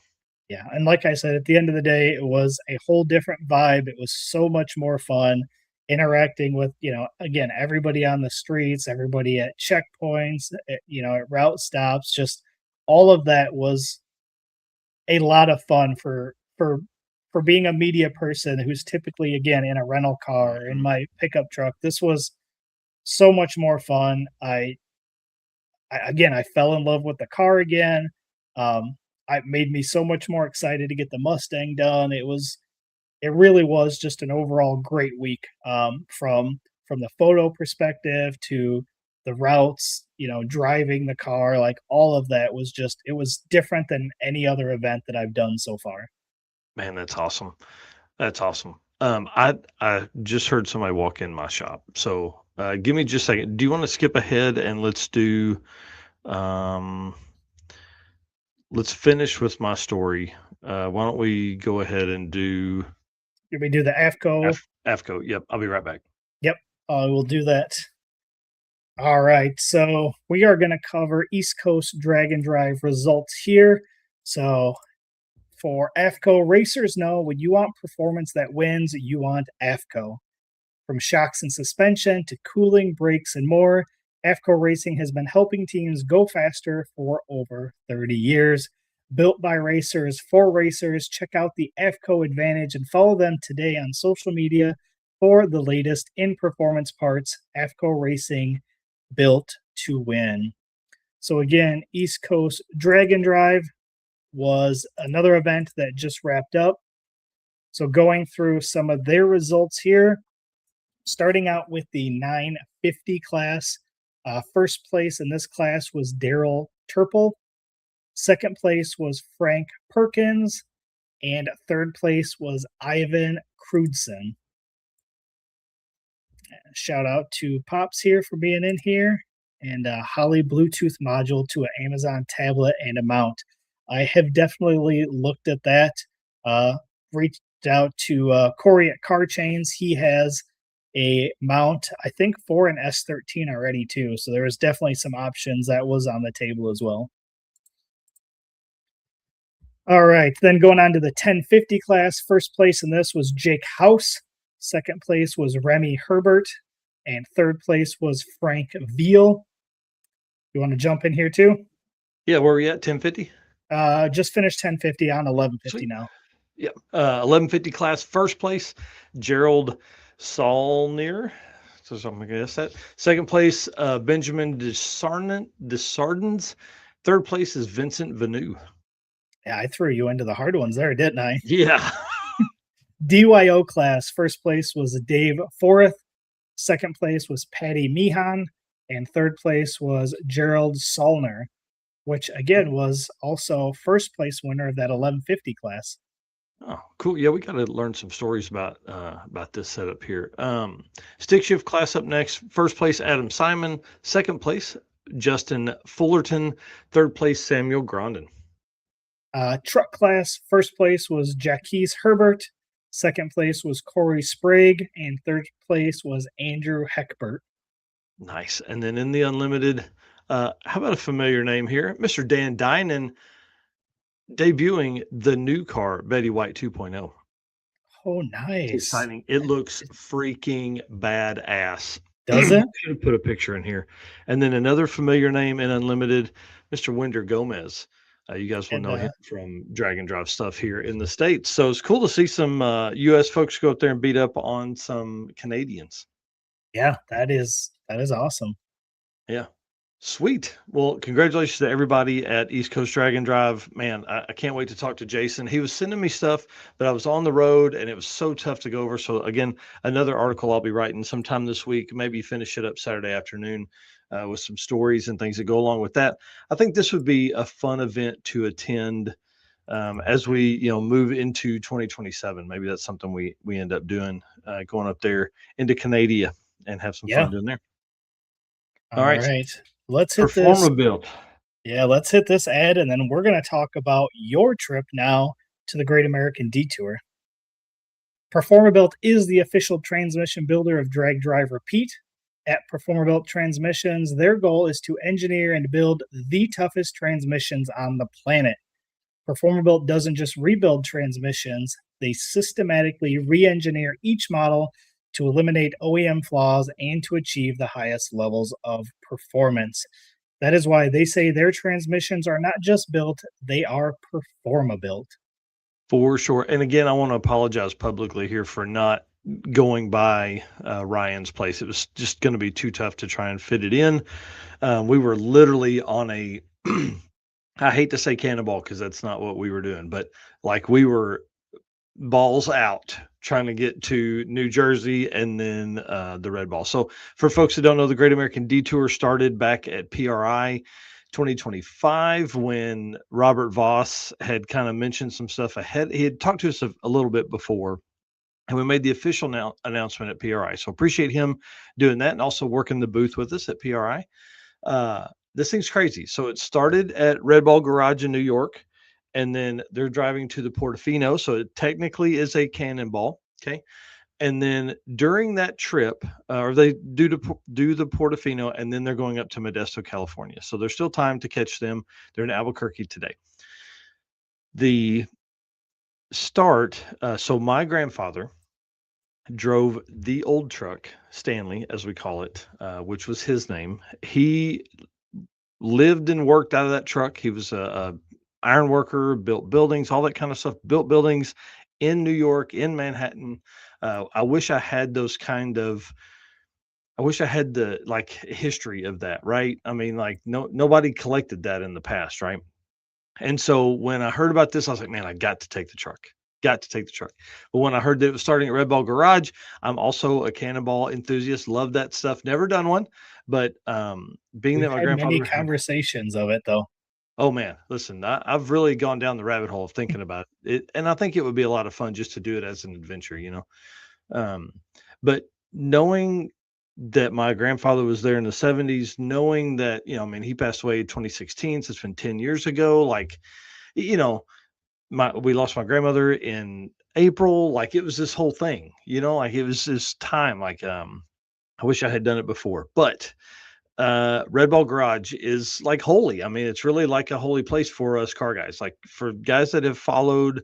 And the Cannonball Run is one of the most underground things you can look at stuff, right? So I thought, man, I've never driven the truck that far. We've put miles on the truck, but I mean 1,500 miles a year, maybe something like that. I've probably put 10,000 miles total on the truck since it's had, reiterations and small blocks and the turbo and the regular LS and all that kind of stuff. But when this came up, I was like, I'm in.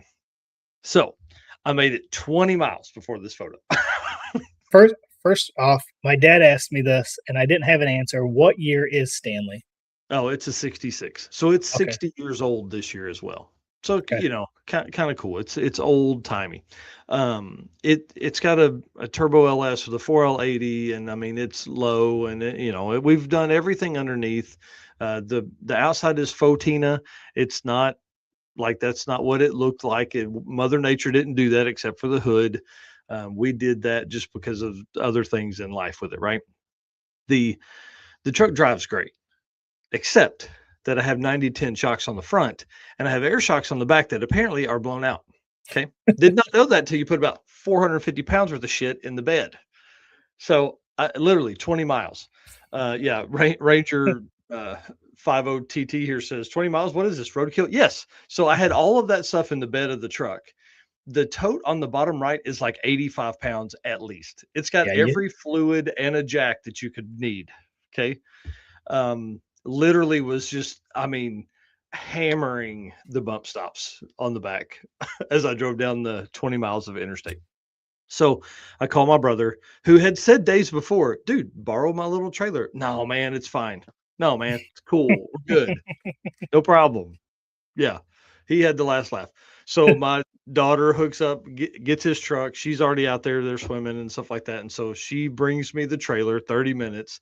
Well, while I'm waiting, I unload the truck. And I thought, man, this is a cool shot. I'm 20 miles in, I already got it unloaded. So day one, I leave my house. We drive 440 miles Whew. in one day on the interstate, 70 miles an hour plus. Like, Oh, there's no forgiveness in this thing. Okay. yeah.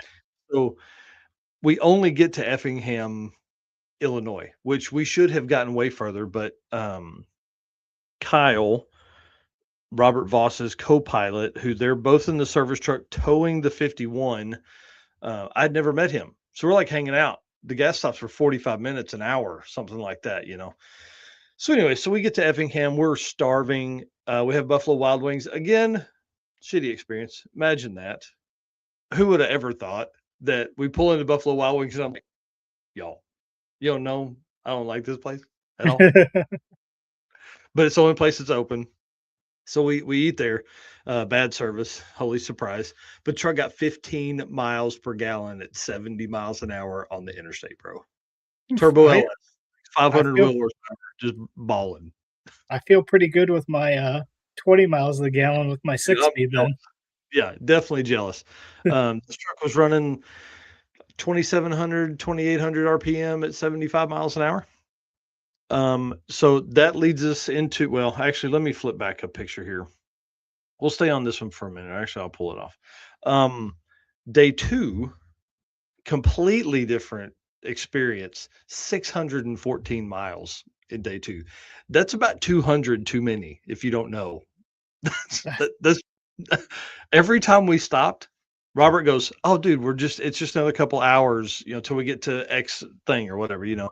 And I'm But like, they're "Man, in a service truck, right? With all the creature comforts. oh yeah, had air and all that kind of stuff, you know. I mean, they're in like, and it's like a 2013 or 15 or something like that, you know, with big heavy box on the back, so it rides like crap, but it's not a 60-year-old truck that is still with the trailer just going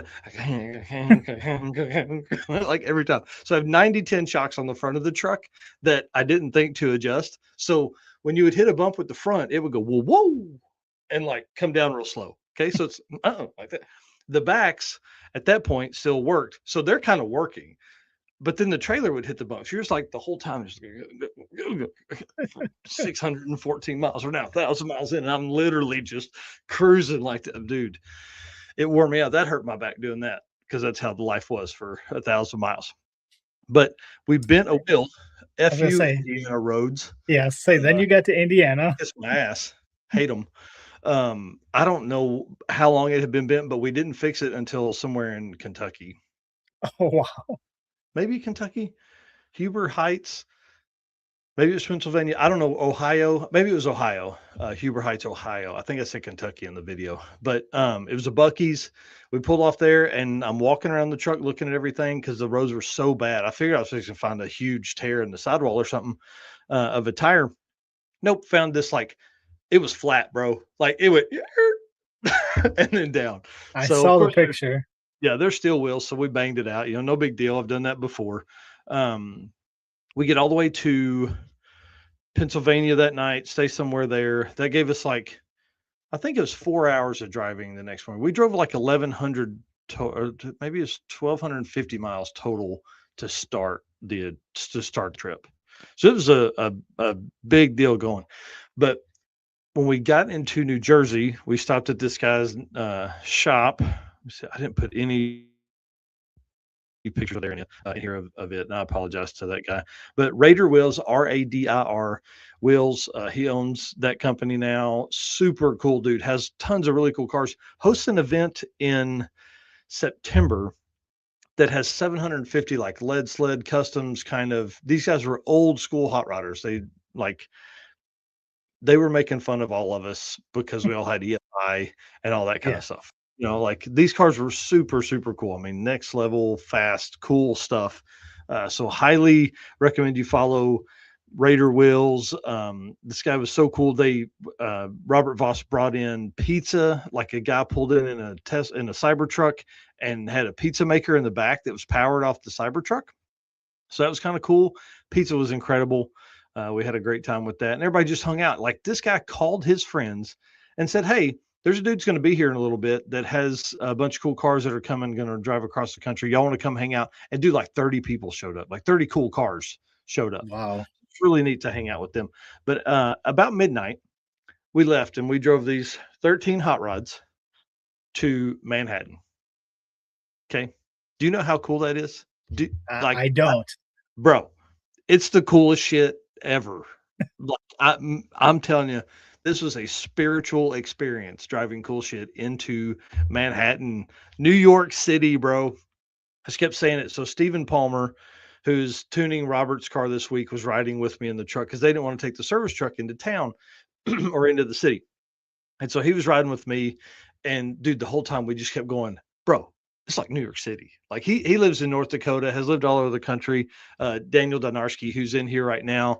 I mean, dude, he's driving a badass 55 Chevrolet, like just cool as shit. And he's driving it into New York City. Yeah, Jeremy Hammer, the New York City drive was wild. He's in a Tesla, so he like fit in, but his is cool because it's lowered and got wheels and all this kind of cool stuff on it. And as a convoy, we're just bombing down the road to get there. We go through the Lincoln Tunnel. Jim Forbes is leading me. I think a guy named Daniel was ahead of all of us, but Jim Forbes is leading. And this door that's on the right side of what you're seeing in this shot was closed. So we pull up and like everybody thinks, oh man, Red Ball Garage is closed.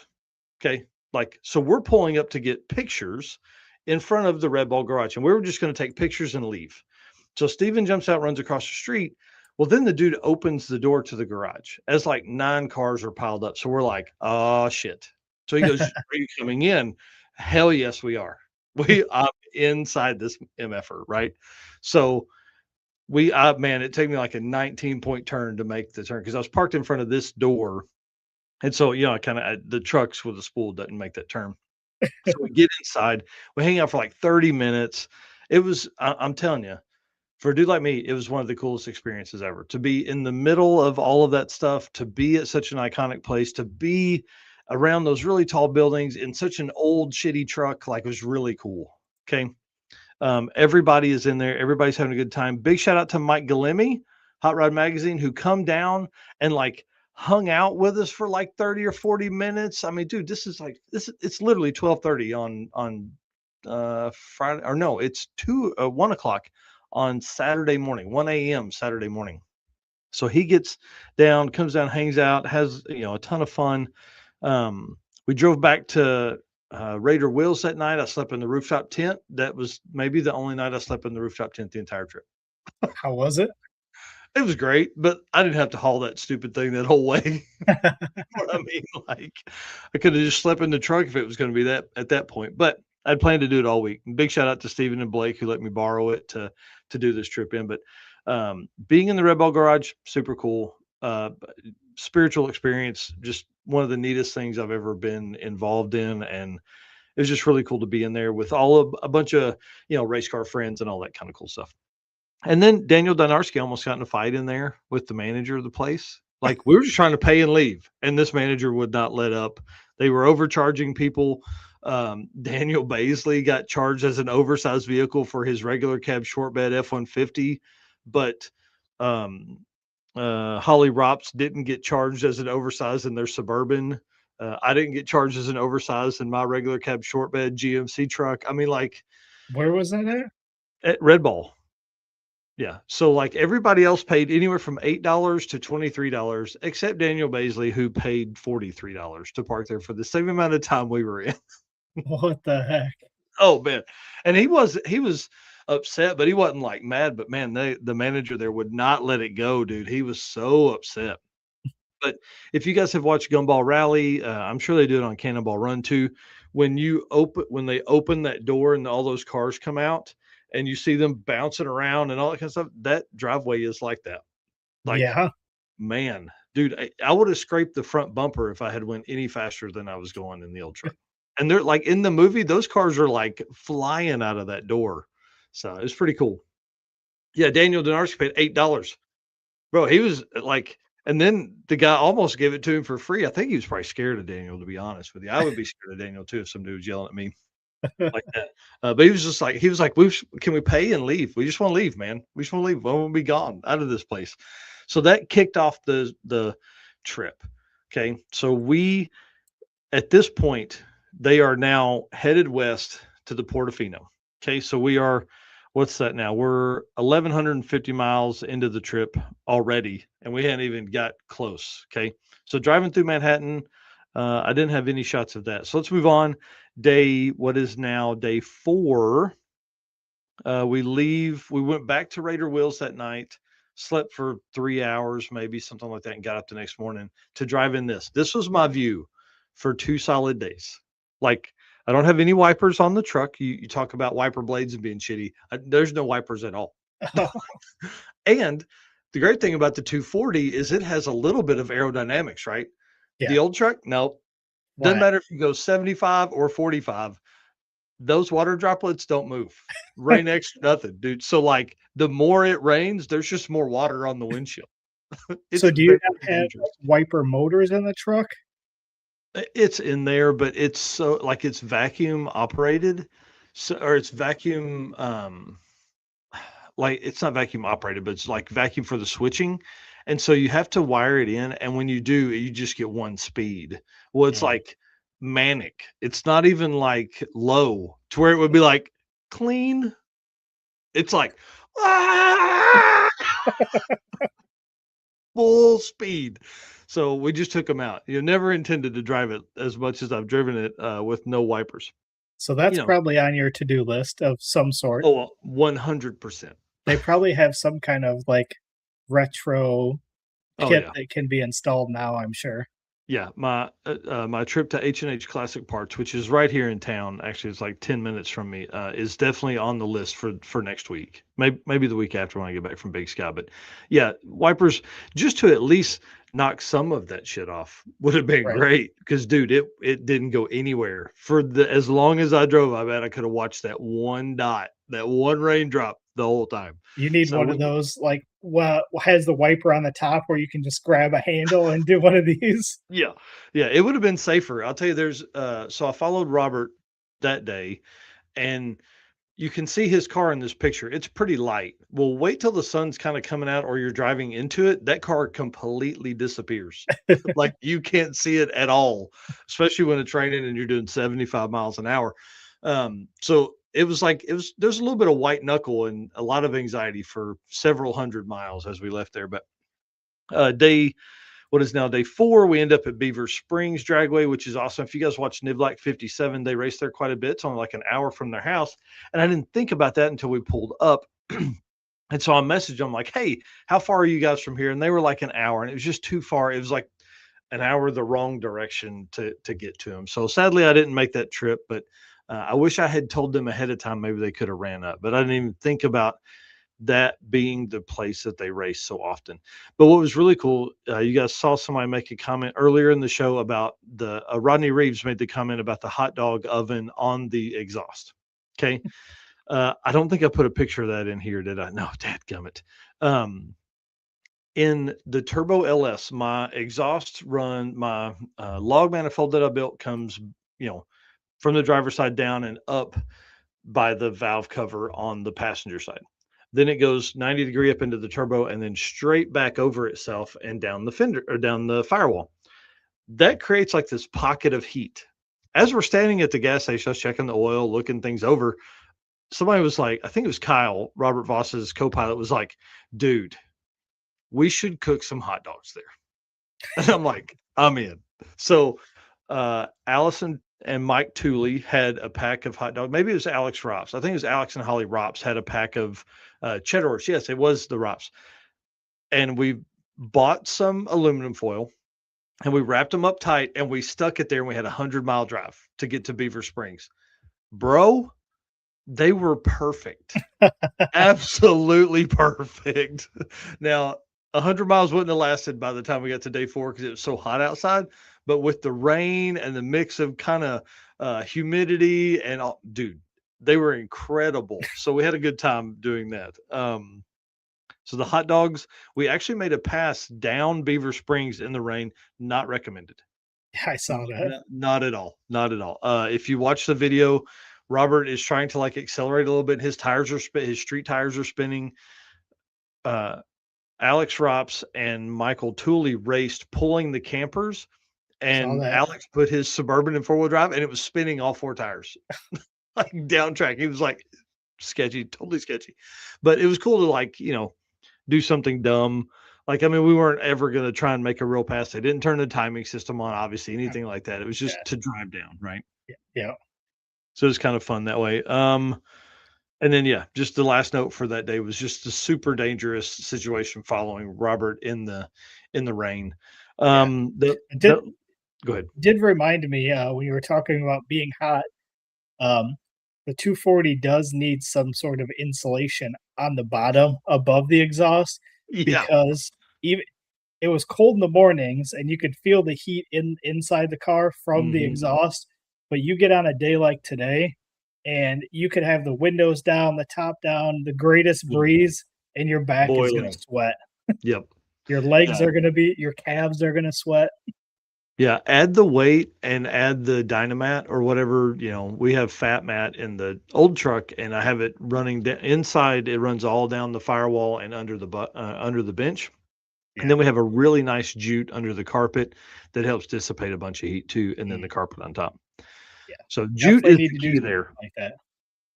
Yeah, even if you just did the jute, I think it would really help a ton and, you know, save you a lot of time. So, yeah definitely recommend all that stuff. So the old truck's super heat resistant and quiet. So that left us the next day. We were headed to, we were going to Dorana Raceway in Xenia at Kilcara Dragway. Tom Wilhelm says, don't give Bailey any ideas on how to prepare hot dogs. Dude, it worked. I'm telling you, it was great. It was really good. But speaking of Tom Wilhelm, Tom and Julie, we're just cruising down the highway and here she comes. Or here they come. And she's got her phone up and she's recording us. And see, I was following Robert Voss and I don't remember who was behind us. Somebody else was behind us. And we're all three just cruising along and boom, like, dude, just it was so cool to see them and get to hang out. They came to the track, spent several hours with us at Dorana and did all that stuff. But before we started racing, Jim Forbes got his picture and headed out because during the Great American Detour, you have to make 6 passes at 4 tracks. So he didn't have to make passes at Dorana. And so he headed to Bowling Green, which is super cool. He's in a Corvette going to Bowling Green from Arizona, driving it. It was really a neat story. And so he went down there. Sarah Thorpe, Rodney Weaver. Sarah Thorpe, you guys know that name from all of the Rocky Mountain Race Week badassery they do. Rodney Weaver's first time I'd met him, he actually runs a 280Z with an LS and a automatic in it. But they went to the second round. Somebody else went to the second round as well, but I cannot remember. Dang. Anyways, they got first round wins because we were literally racing against local bracket racers at the event. So big shout out to Dorana for letting us do that. Chris Taylor, who runs an Explorer ST that makes like 500 wheel horsepower, he bought back in and he went all the way to the third round. So that was kind of cool. Don Harmon, which you guys know from the circuit and other Drag Driver Pete events, plus a lot of other Rocky Mountains, has a red Mustang. I don't think I put a picture in here of it. No, I didn't. He broke his what turned out to be the crank pulley, but it broke the snout on his water pump. So Allison and Mike Tooley did a bunch of running. They actually went and got one, came back, it was wrong, went and got another one. And when they got the second one, dude, they bought engine paint for him to paint it so it would match. So I thought that was pretty cool. Big shout out to them. So they spent like the next 16 hours fixing that car, something like that. Like they didn't leave till the next morning. I cruised the back roads with a super cool route that Dan Baisley put together. Big shout out to him because there was no route. There was no set route for this event. So you didn't have to do anything you didn't want to. So this guy put together a great route. We just cruised along. It was awesome. It got dark. We jumped on I-70 and cruised on to Rolla, Missouri through St. Louis and all that kind of stuff. Jesse Fox and his family, I guess we didn't go all the way through St. Louis then. Jesse Fox and his family put us up for the night, did a big fire pit for us, had hot dogs and snacks and all kinds of cool stuff. It was really neat. And then Jesse gave me a bed to sleep in, which was awesome to have like a real bed at that point because I was really tired. I was ready for some real sleep. We drove next day. That took us to Wabash Valley. I didn't do a very good job with pictures on this. There's a lot going to be coming. I haven't done those up yet, but I got called out by Jim Forbes because my first pass at Durana, my only pass at Durana was a 1078. So I think I grabbed the wrong ones. You may have grabbed some photos in show week 4. I don't think I moved those over. Oh, you moved 4 to 1. Yeah. Yep. Okay. Yeah, I had a bunch of your photos from Facebook in 4. Yep. Here, hold on. I'll get it open here real quick. So get called out by Jim Forbes because the day before I had ran a 1078. His car was a smidge faster. My first pass at Wabash Valley was like I can't remember, like a 988 or something like that, 968 maybe. And he was like, "Hey, I think our car," it was 968. He goes, "Our cars would be pretty close." He's like, "You want to race?" I was like, "Sure." I mean, it's Jim Forbes. Yeah, like he's a big deal. He's done a bunch of these. He drives his car to the starting locations, all that kind of stuff all the time. And he's just a cool dude. And to be hanging out with him all this week was awesome. Hang on, I'm trying to get there. Neil Zabo here said, just got back from Buckeye Skip's day 2 uploading pics for Bank Shift. Nice. All right, so let's add some of these. So this is Bucky's meeting Robert and them. This is on our way to New York.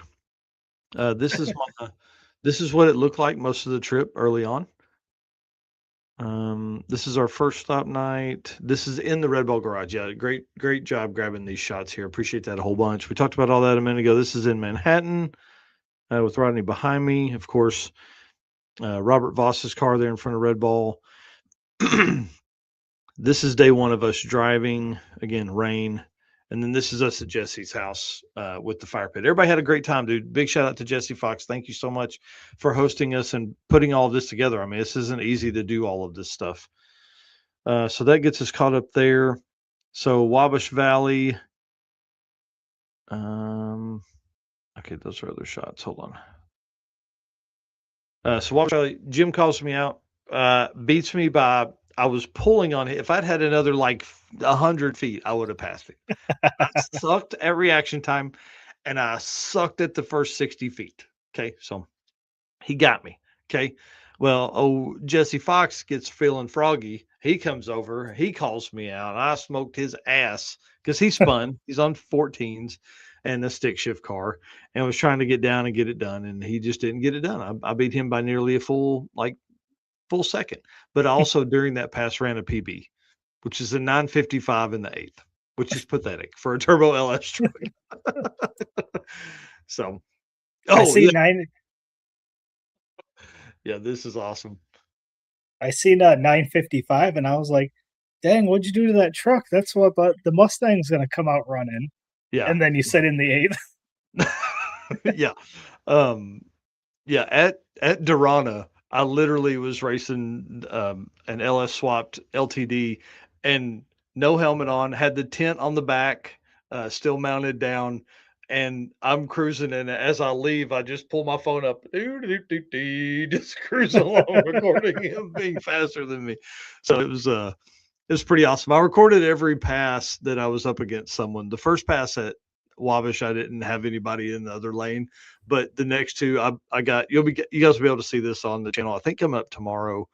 But it's literally me holding it against the seat, and it's Jim driving out of my life, and me almost catching him, and then it's me driving out of Jesse's life. So it's pretty fun. We had a good time that day, but I stayed too long. It was so hot. Everybody kind of just stayed and hung out, which was really cool. But we shouldn't have stayed that long. We should have got on the road and got gone. And so from there we went to Rolla, and that's when we pulled up. We didn't do any real route driving that day or anything like that. We just jumped on the highway and ran because we were so late. And I followed Dan and his co-pilot Nathan, and then Chris Taylor was with us in the Explorer. We cruised all the way to Rolla, Missouri, and ate at Waffle House. So I bought everybody dinner at Waffle House that night, and it was pretty cool to kind of have everybody. There's some folks here that you can't really see. Maybe you see Kyle there in the middle, but there's a whole film crew that was with us too.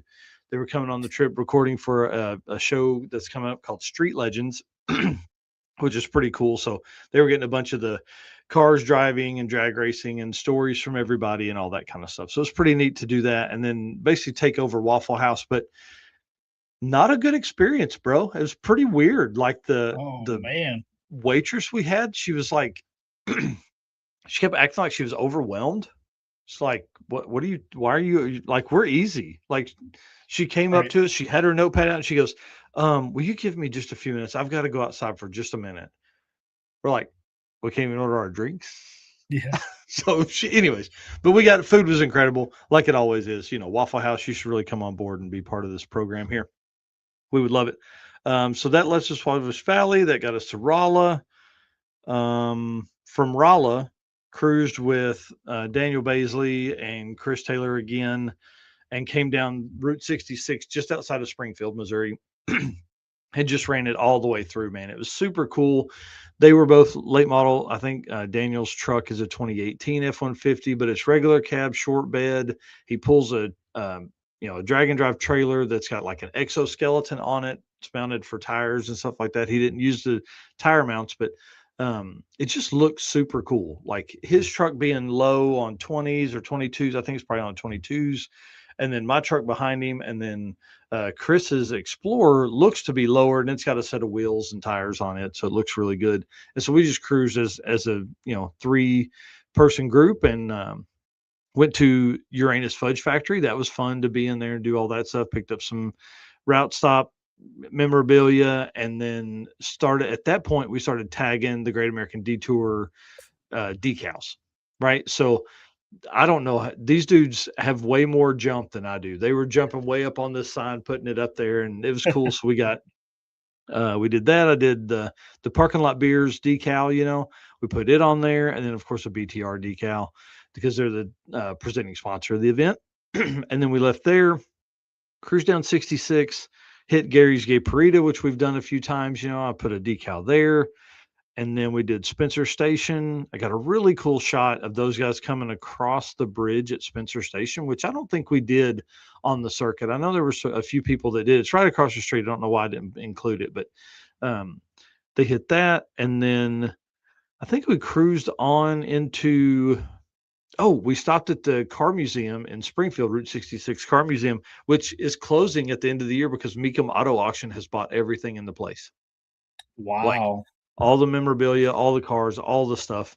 And so when we pull in, we're telling the guy about doing this race across the country, all this stuff. And he was like, oh, the Great Race, which if you guys have followed stuff, the Great Race is like pre-32 cars that are literally in like a rally race that goes this year from Chicago to Santa Monica on Route 66 and all that stuff. Usually they do these big long trips, 1,000, 1,500 mile trips.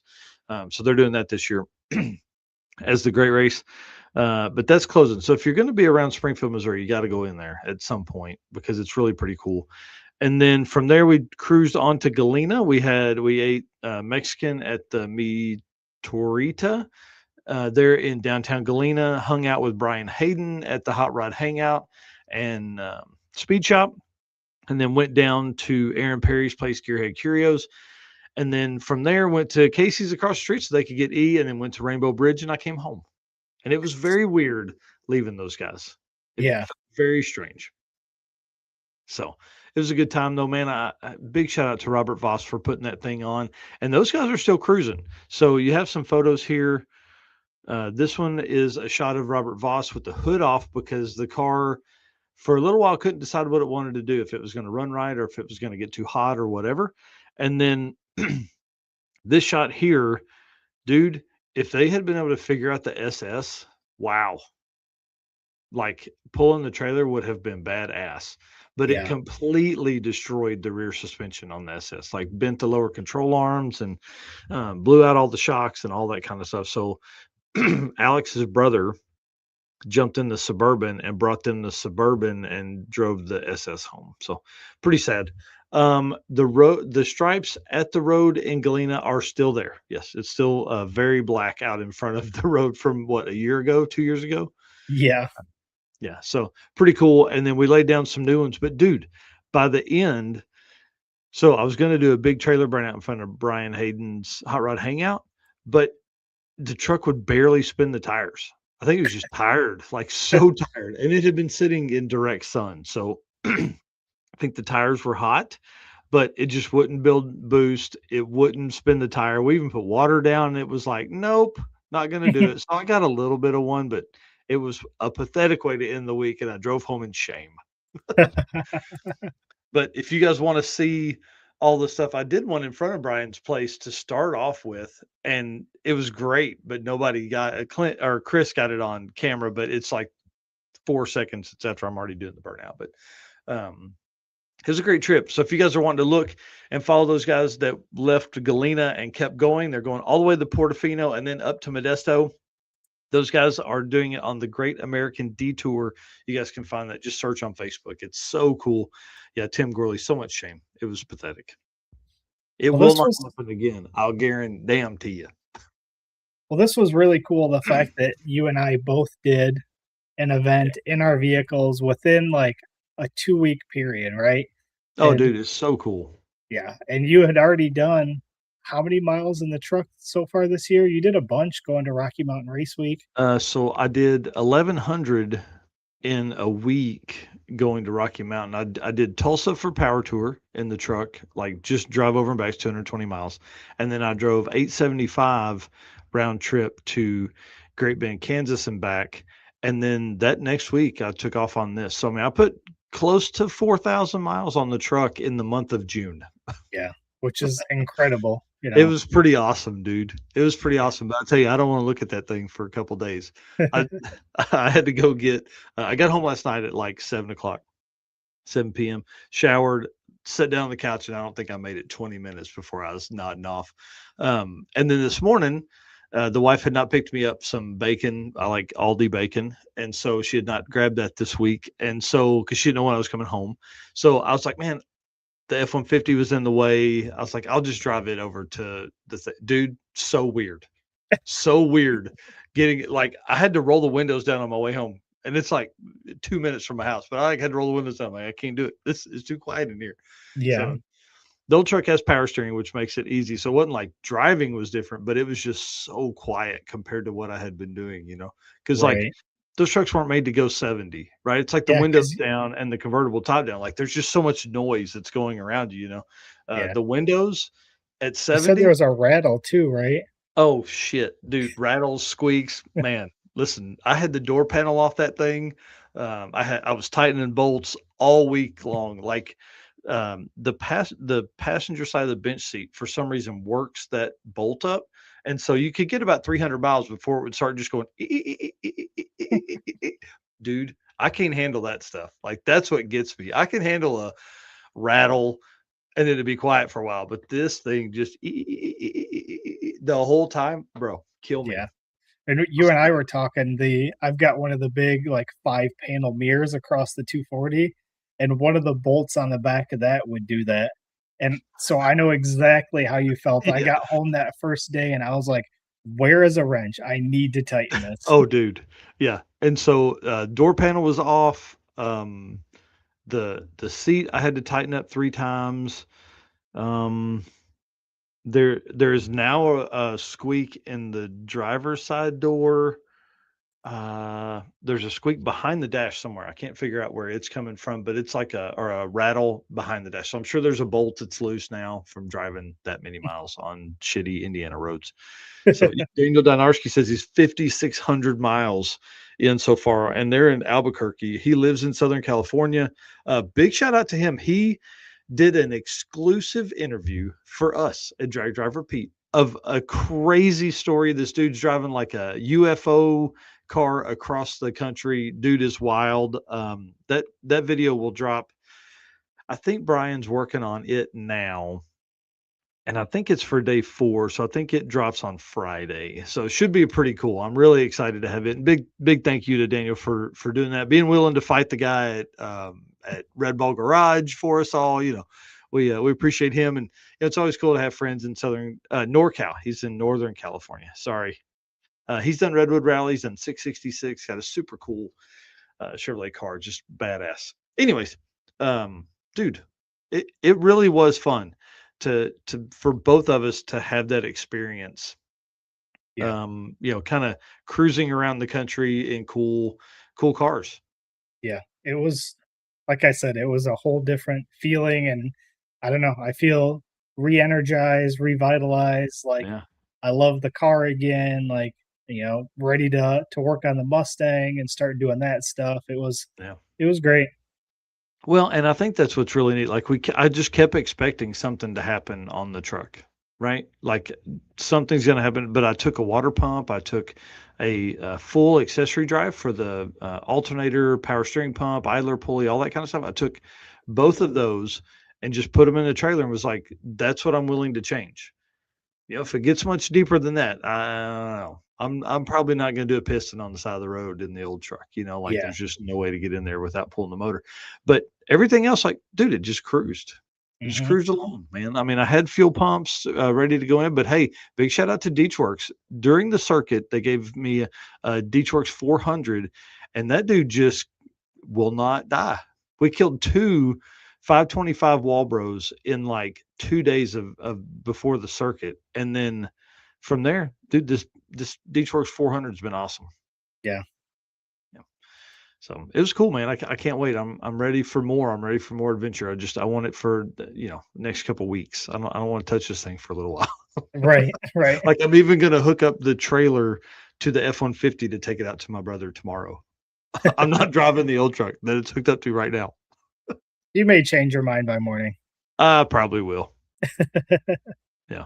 Yeah, Daniel says daily drive them. They won't let you down. I mean, it really, like your car's an LS with a stick shift, like the truck's an LS with a 4L80. I mean, those things were made to go a long time. Right. GM did a ton of research on that stuff to make it work, So now we just got to get an LSA blower for your car.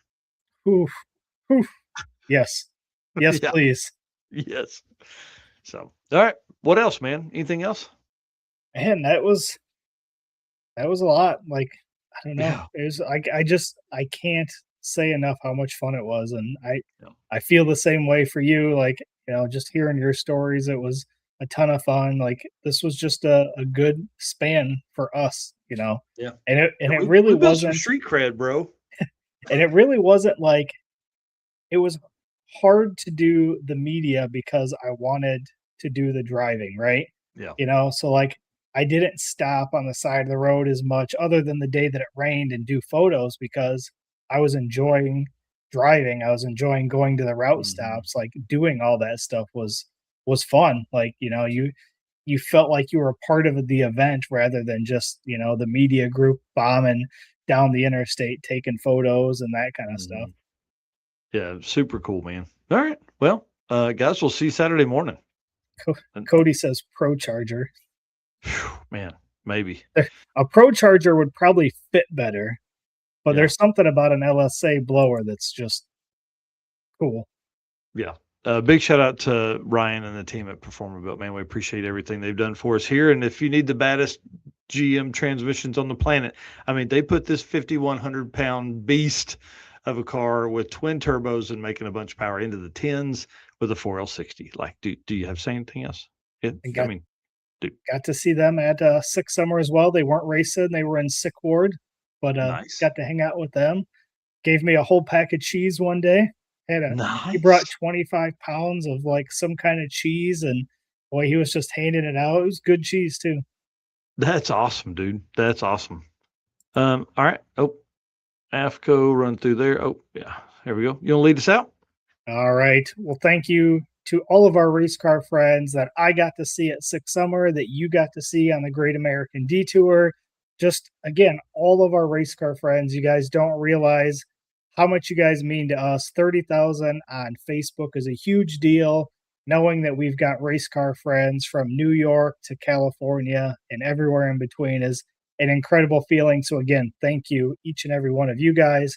And again, our sponsors, if you need discount codes, we've got affiliate links, or we'll get you in contact with somebody at each one of these companies if you have questions. So thank you to Summit Racing Equipment, Beachworks, Molly Motorsports, Driven Racing Oil, Howard's Cams, J-Wire Solution, AFCO Racing Products, Performabuilt Transmissions, Car Chains 3D, Low Dollar Motorsports, PowerTube TV, and Racing Junk. Again, thank you guys, and we'll see you on our next episode.